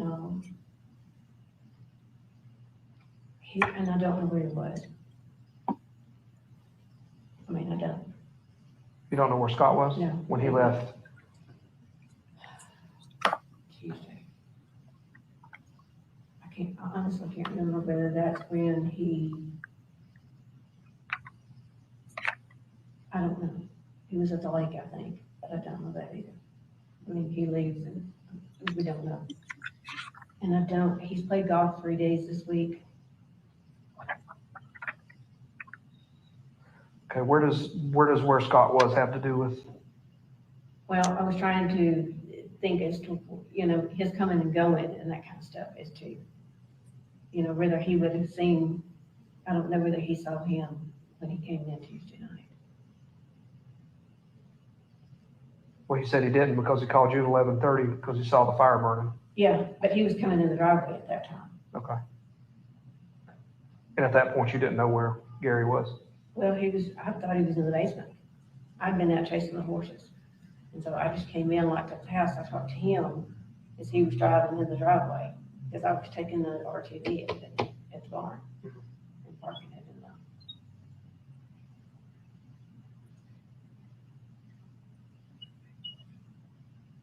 I mean, I don't know whether Gary had any other handguns or not. I don't know. And I don't know how many that Scott has. So given the history of, just talking to everybody, it doesn't seem like he was depressed and suicidal. He's never had any violent tendencies. No. The location of where the wound was received on the body from the evidence that we can tell is not a typical self-inflicted place to shoot yourself. Where was it? It was in his rib cage. That's the one that we have found so far. Right. I don't know. I don't know. I don't know what to think. So he has no enemies or friends according to anybody, He's a lawyer. right? A corporate real estate lawyer. So Yeah, he's a corporate real estate lawyer. Yeah. There's nothing missing from the property that anybody's reported. No. You weren't harmed. You were in the house. Yeah. It was just you and him there, Scott possibly out in the barn. Right. No, but I don't know anything, but I mean, like I said, the basement was Gary's domain. Mm. We rarely even went down there. I mean, I'd go through and collect dishes and, that kind of stuff. I occasionally go down there and check on him, and no, I don't know. So you don't know how he received at least one gunshot wound. No, I do not. No. Any feuds with the boys lately? He and Scott would get into it pretty heavily. I mean, they'd come to blows just over things because Gary was so anal about everything. I mean, Scott's hot. I mean, he's hot tempered. There is no doubt. He's very hot tempered. But, I mean, Chris, we've had our rounds with him of stealing money. Now, are you the one that I talked to earlier? Mm-hmm. Yeah, you and I talked on the back deck there. But, I mean, other than that, I mean, we've had, like I said, we've had rounds for stealing money. I mean, to the point of that Chris is just, we didn't know what to do with him. Mm-hmm. So let me go back over. We went over your activities those days, and we didn't really pin any times down. And I know you may not be able to remember exact times, but we kind of need to pin down pretty much where everybody was at all times from, the last time Gary was seen alive until today at noon. Right. So Tuesday is when you spent the day. Yeah, I was at the house getting ready for the girls to come, Ellen and Eddie to come. Chris and Addison came, but I have no idea what time that was. Maybe 5:30, 6 o'clock. That was in the evening? Yeah.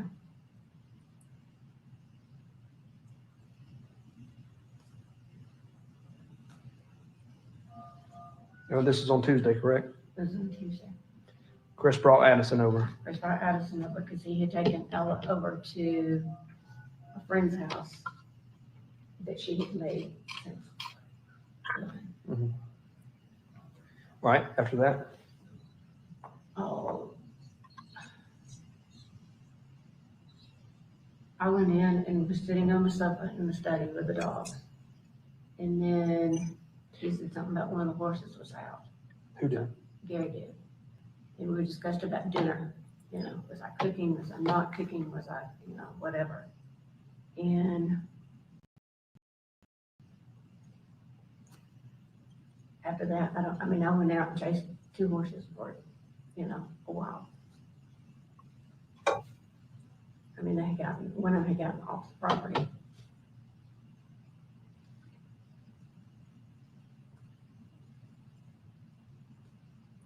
And I honestly don't know, because I know, and I don't know what time Scott came in that night.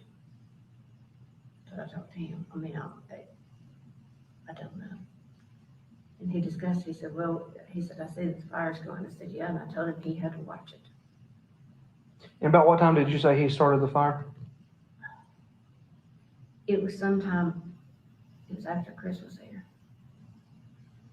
I think, but I don't know that for sure. So Chris got there between 5:30 and 6. About how long did he stay?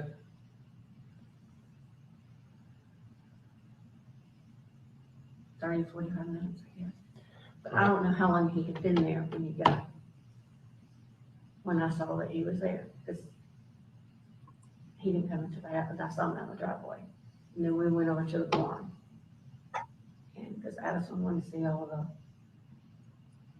animals and stuff. And then he left. And Addison was wanting to stay, and Chris wouldn't let her stay. So Addison was wanting to stay the night. Yeah. Chris wouldn't let And him. Chris wouldn't let her. So, sorry, my phone is.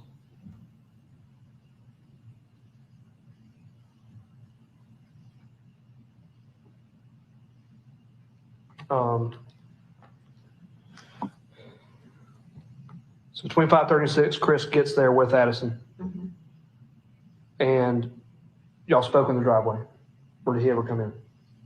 I don't think he ever came in. Don't think he ever came in. He was there 30 to 40 minutes, and y'all just spoke in the driveway about what were y'all talking about? Well, they quit. Gary and Chris were talking in the driveway. And then when I walked out, it was like it stopped. Just no discussion of anything. No, it ended. Mhm. And of course, I was talking to Addison because she had just flown in from Maine. And so she and I walked to the barn, and Chris went in his truck, and Gary came up on RTV. Came up to the barn from the To house? the barn. Okay. Yeah. Then what happened? Addison and I walked down to the pond and said, "Are you baby ducks?" And Chris followed us down there, and she wanted to know if she was go see Olivia while they were here. And I said, "Well, I don't know." I said, "She was just here this last weekend. I don't know." And Chris said, "Oh, well, I don't know whether you'll get to see her or not." I mean, because Chris was just avid that, I don't know, he was acting weird, or weirder than what he usually does. And I said, "Well, just call me if you want anything." Well, she can't talk. No. I mean, it was just, and I said, "Well, where is Ella?" And Chris said, "Well, it's none of your business." Well, yeah, it is. And so Addie said, "Well, she's staying with Emma." And I said, "Well, where are they staying at?" And she said, "Well, they're with Beth, or Emma's mom." And I said, "Beth?" And she said, "Yeah." And I said, "Oh, she's fresh out of the jail. She cannot go there and stay." And I said something to Chris about, "You do not need to leave her over there." And he just brushed it off as, "Well, you don't know what you're talking about." I said, "Yeah, I do know." Okay. She's been in and out of jail several times here lately over, dispute with an ex-boyfriend, and she doesn't need to be over there. And she's been over there up until today. So y'all got a dispute over that, and that's when he decided he wasn't even gonna let Addison stay with you? Or was there ever a, There wasn't really a dispute. I mean, it was just, he knew that I was upset with him because he had charged a condo at the beach. so he and Addison left. And that was the life. So this would put us at about 6:30-ish? Like I said, I have no idea. I mean, along in that time frame, 6:30 to 7? You and Gary did walk from the barn, because Chris left from the barn, right? I walked back over to the house. You walked back up? Yeah, I walked back up because I had the dogs with me. How did Gary get there? RTV. He rolled RTV back. Yeah, he never walks. Yeah. And, he came in, like I said, we discussed dinner. And after that, I never saw him again. But that's not unusual either. When did you discover that he went outside to start a fire? You said it was after Chris had left. Yeah, it was after Chris had left. How did you discover it? Well, I had walked outside just to shake a rug and some stuff out there, and I was like, all right, he's got the fire started. Okay. And so I told him that night when we were discussing dinner and stuff, I said, you cannot go off and leave that fire. You cannot do it. So he started the fire before you guys discussed dinner then? It was long about the same, I mean, I don't know. I mean, when we were in and out discussing all that, I mean, I'm brain dead by this time. But yeah, I mean, at some point in time when we were discussing the dinner and that kind of stuff, I said, why did you start that fire? And, well, what difference does it make? Well, because it's dry, it's 4th of July, it's, I can give you 100 reasons. You set my house on fire once before. And, I just told him, I said, Gary, you've got to watch that fire. But even that night when I was out chasing horses and stuff, I mean, it was blazing like, Okay. So you guys discussed dinner, had the discussion about the fire. You told him he needed to watch it, and then he walked off, or Yeah, he just went down the basement. went down to the basement, and then what did you do? I stayed in on the sofa with he said something, he said, oh, by the way, the horse is out. So I got up to go see and got Rebel in, the older horse. The donkey was not out. So I went back in and then realized then that I went back out to check on him again. And because I had to go put Luke and Leroy up, the 2 dogs in the barn. And realized that the other 2 horses were out. So I had to leave the property To go get the to horse. go get the horse. So then you finish all that up. You still not seen Gary in all this time? No. And you go back to the house after you finish? Yeah. Okay, then what'd you do? Went inside, took a shower, got dressed, went in there and stayed with the dogs in the study, which is on the back side. Like if you go into my house, it's on the back side of it. Mhm. And just, stayed in there with the dogs. And then, I kept going back out and checking the horses, but I just went out the front door and walked down the driveway, and back there. And then when Scott came in, I called Scott and I said, how much longer are you gonna be till you get home? Well, I'm almost there. Well, then, we talked later on, and I'm thinking, why is this taking him so long?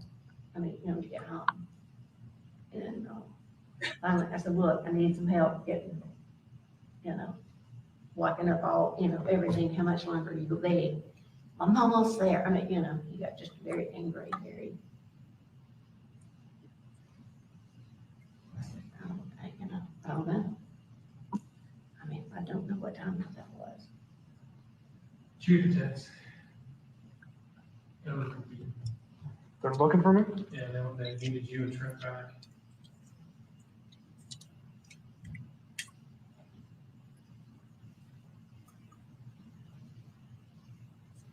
I don't have any that say they need me back. Hmm? I don't have any that said they He need sent you. me a text that said that they needed you back, Trent back and you back. I'll call him and verify it real quick and let him know what you're doing and see if he still wants you back right now. Yeah, is that Lee? Yeah. Okay. I'm sorry. So it was pretty late. Was it pretty late by this point? Yeah. Okay, and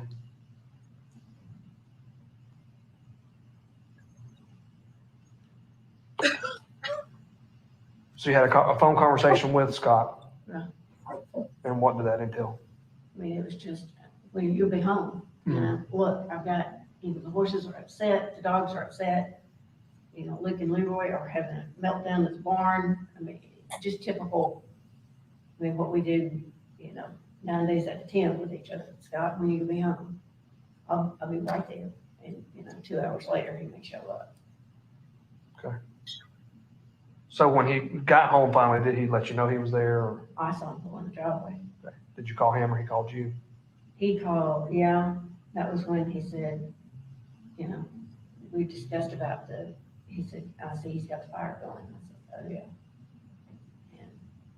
And, he said, which gate did they get out of and how they get out? I don't know, Scott. They're just out. I put them back in and locked the gates up.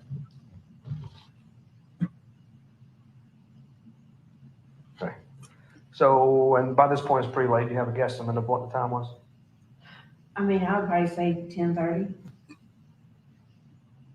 But I don't know that for sure. All right. And did you go to bed soon after that, or what did you? Oh, yeah. Like, immediately. Because, like I said, the two dogs were having just, meltdown. So I just pulled him in bed with me. And Time did you wake up the next morning? Scott came to the house at about 6:30. He called me, he said, I'm coming over to the house to get the debit card. So I got up, gave him the debit card. And he went and got cash. Or I said he went and got cash. And then he came back. Okay. And then what did you do? And then I actually went and crawled back up in bed, fixed something to eat, crawled back up in bed and lay there for, a while. And went to the barn to go feed the baby goat and feed Luke and Leroy and, that kind of stuff. And, Do you have any idea what time you went out to feed the goats? no idea. So you got up at 6:30. You think it was an hour, 2 hours, 3 hours after you? Maybe 2 hours. I don't know that for sure. I mean, I got up and got started and I talked to Amanda at some point in time. And, because I was just supposed to stay home. And she said, well, let's go to Lake Lanier, And she said, Cameron, and she said, I said, well, I don't think Addie's gonna come because I don't think Chris is gonna let her. And she said, yeah, Chris has been pulling the phone up and, Cameron's been texting, Addie and, that kind of stuff. So, and I left. And like I said, we didn't get back until. What time did you leave to go to the lake? You remember? No idea. Afternoon, before noon? It was probably before when I left.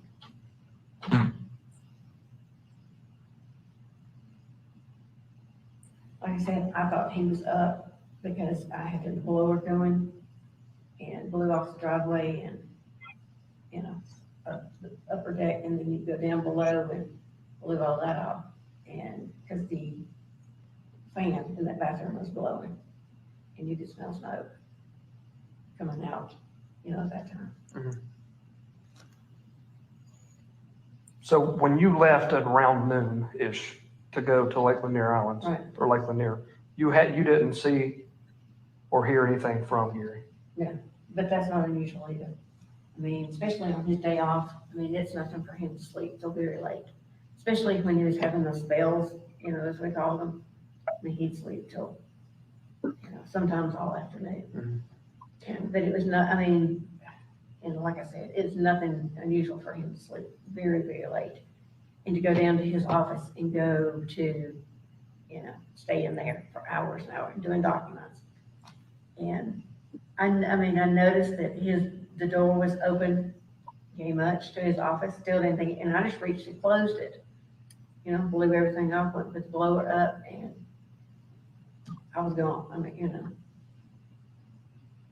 I just assumed, I thought he's up, didn't think anything about it. Where did you go when you left the house? Where was the first place you went?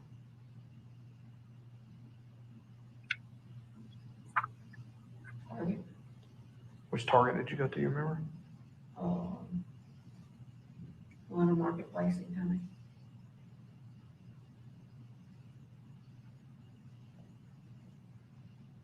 Then you went from there to the lake. And what time did you leave there? Do you remember? It was by the time we got out of there. It was probably, because I had Cameron, it was probably 6-ish when we left there. And Amanda,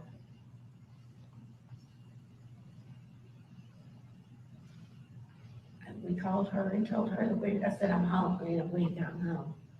I have no idea. And like I said, I came in, I was busy with girls and getting, them situated and settled. And Chris came to the house and brought Addison. But you were there when he brought Addison. Yes. So if you left the lake at 6-ish, how long does it take you to get there, from there to home? A good hour or more. So we're looking at home at about 7. And you took the girls in, we took the one girl in that you had already. Right. Started getting ready just for the evening, and Chris showed up with Addison. With Addison. And dropped Addison off. Mhm. Okay, and then what'd y'all do from there? Well, we went over to the barn and I fed and just kind of took care of everybody over there. And then I actually had gone to the barn to feed, and I saw Chris pull in with Addison. So I just went back to the house. And,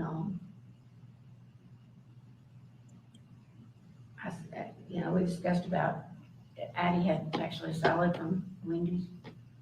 And I said something to Chris and he just blew me off. And I said, look, I need to know what the plan is. What are you gonna do tomorrow? What are you gonna do? And he said, well, what does it matter? Well, I need to know. I've got, the girls here. Mm-hmm. And he said, it just doesn't matter. Well, okay. And so he just left. So then with them, it was, okay, we've got to get you all, what bed are y'all gonna sleep in tonight? What are you gonna do? What are you gonna, And I told them, I said, please do not leave this house. Do not leave. And they wanted to go back over to the barn and stuff, and I said, well, it's fine, Remember, stay out of the pasture, stay out of everywhere. And so anyway, we went back to the barn, did around, and finally, I guess it was about 8:30, 8 o'clock or so. I told him, I said, look, y'all got to get a shower and get settled in for the night. I said, I have been too hot today, up there. And I was in bed probably about 8:30. And I told him, I said, look, remember, I know, so I typically sleep with my bedroom door shut just to keep the dogs in. And I had left it open, put the dog gate up. I said, remember, I can hear you if you leave. And they promised to settle in, wouldn't be on their phones, wouldn't be, You said Addison is how old? 11, should be 12 in August.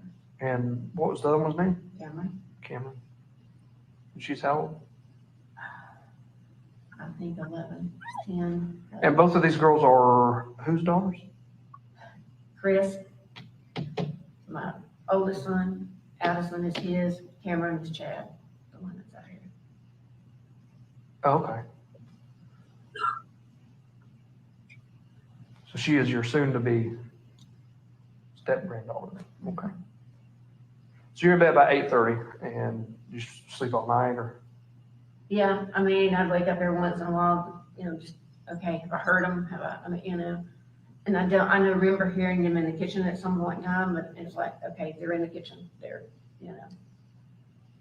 But at no time, no, you didn't get up and go down, or? No. Right, so about what time did you get out of bed the next morning? Which would be this morning, right?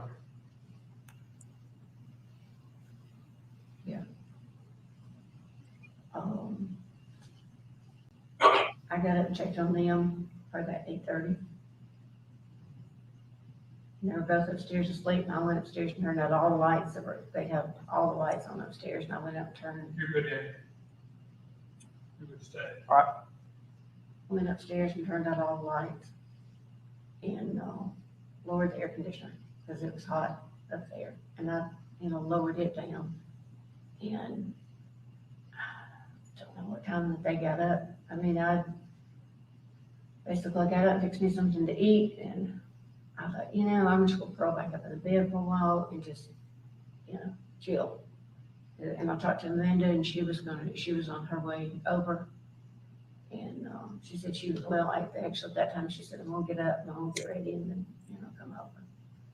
And Addie and Cameron were wanting to, they said, well, where's Big Daddy? I said, well, he should be down there in the basement. Did you not see him? And they said, no. And I said, well, did you look at the barn? I said, well, go look at the barn and see if he's over, Well, then Amanda got there, and then Scott came over. Not long after she'd been there, we were just sitting out on the front porch talking. And we discussed, I said, your daddy over at the barn? And he said, no. And I said, are you sure? Because he's not here. Well, then that's kind of when we started looking. And Amanda called his cell phone, went immediately to voicemail. And I went out and looked in his car, found his wallet in the console of his car. So it was stashed in there with all his cigarettes. And we started, just looking for him. I called his secretary. I even called Emily and Franklin to see if she had talked to him. And she said, because Amanda suggested, she said, well, you've left town. And I said, well, his travel CPAP machine is gone. And I said, so he very well could have left. And not, because he never told anybody. I said, but his car's here, so that didn't make any sense. And I said, do you know when they were planning on going to the beach? Because Gary had just said he was going to go with Chris this time. He wasn't taking another trip on our dime and not go with him. And he had wanted both of us to go. And I said, no, because that's just feeding into his thing of taking money if we go. And he said, well, what if, we take the girls and go down there? And I said, well, no, that's fine. But Chris is not going to let those girls go without him, So, we just left it. Gary said, yeah, you're probably right. He's not going to let him go. So you guys couldn't find him this morning, and you started searching? So we started searching, yeah. Scott and I got on the RTV, went everywhere. Amanda and we just walked down the hill, and walked right by that fire pit, by that burn pile, and we walked right straight down that hill. And I said, look, the property ends right here, where the fence is. So we didn't even walk all the way down there. We get to see that there wasn't anything. We've been back up. Scott and I have been, like I said, in the RTV, we pulled down, on the dam down there and backed up, and we've been everywhere, just to see if he walked off or if he, whatever. And Scott and him rode up on the road to check at the top of the top pasture, up there. And then we all went back, and then Scott was, as we discussed about, a goat being put on the burn pile or anything like that. Is that something y'all done before? Or? Yeah, Scott yeah, if we have a baby goat or something like that to die, Scott, we would just put it in the burn pile and burn everything. When's the last time y'all had to do that? What? Burn a baby goat or Oh, something? I have no idea. No idea. When was the last time that burn pile had been burned at all? I don't know. I mean, it's been several months. Because I just wouldn't let him burn it. As I said, everything, you and Scott both take everything and put it on that burn pile. I mean, everything. And it had just gotten so big and so whatever, and I said, it is just dry. It's too dry. And he, like I said, and all of a sudden it's burning.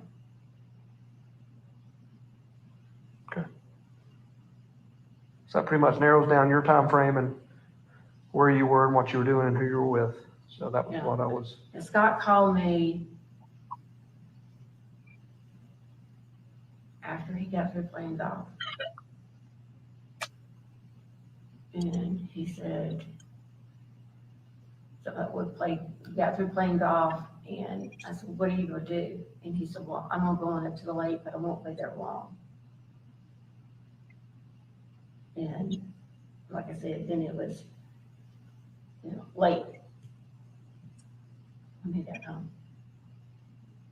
And I'd actually tried to call him a couple of times and he didn't answer. Okay, I thought you were gonna be home at a reasonable hour, And he wasn't. Mm-hmm. But that's not unusual either. Right.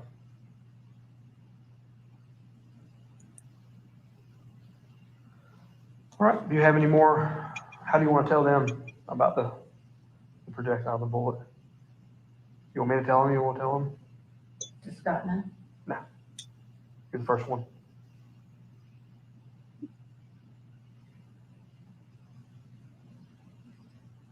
I guess we'll bring them all in and tell them together. Okay. One other piece of business, I am going to, your cell phone is in the search warrant, so I'm going to need to take your phone and we'll forensically analyze it just to look for evidence inside of it. Do you have it? Is it in your pocket? Yeah.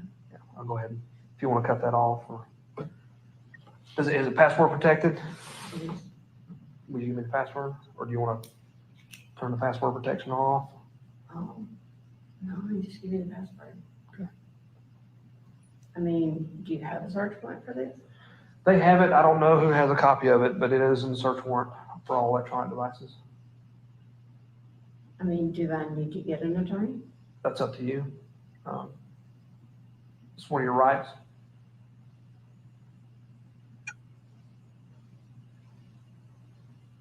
Well, I know Eric Darliker, he called this afternoon and he's like, well, y'all be careful. Don't do anything that, Mm.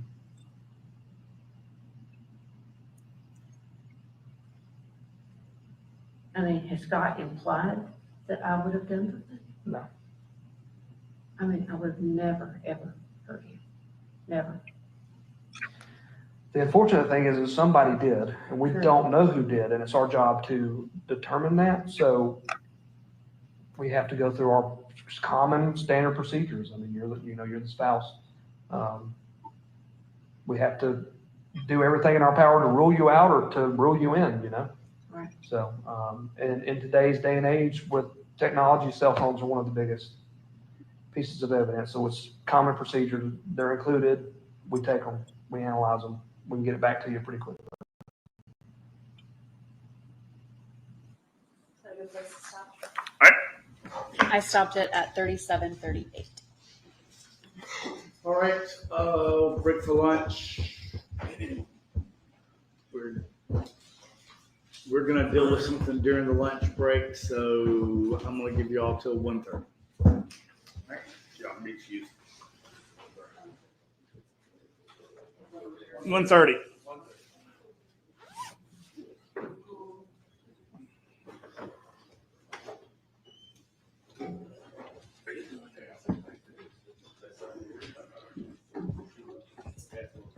This break, you guys take some very detailed notes today.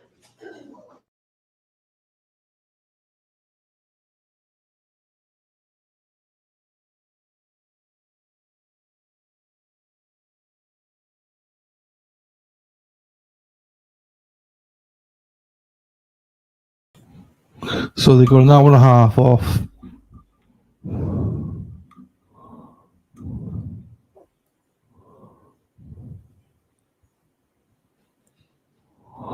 Hour and a half now. Okay. Well, so unless they come back live here now, we'll just wait and see what happens.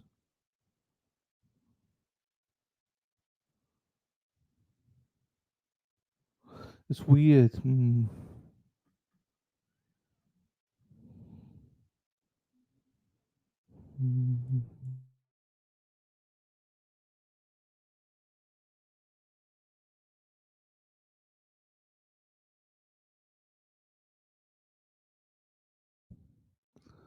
Court seem to be muted.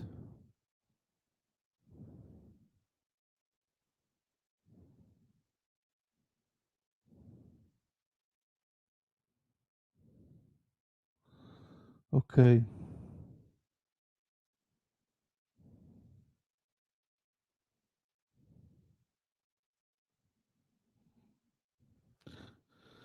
Oh wait, I mean in K. Oh no, she's going out. Okay.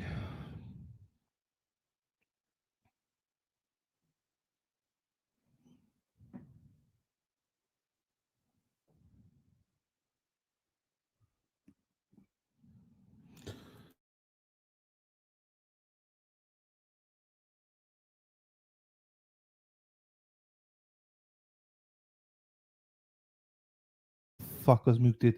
Is Greg? There's GP. I know exactly who you talk about, and there's Greg. It's like a cow paddle. I'm sure it's Greg. There you go, Heather. You super sleuth. There you go. Potty mouth, you got it.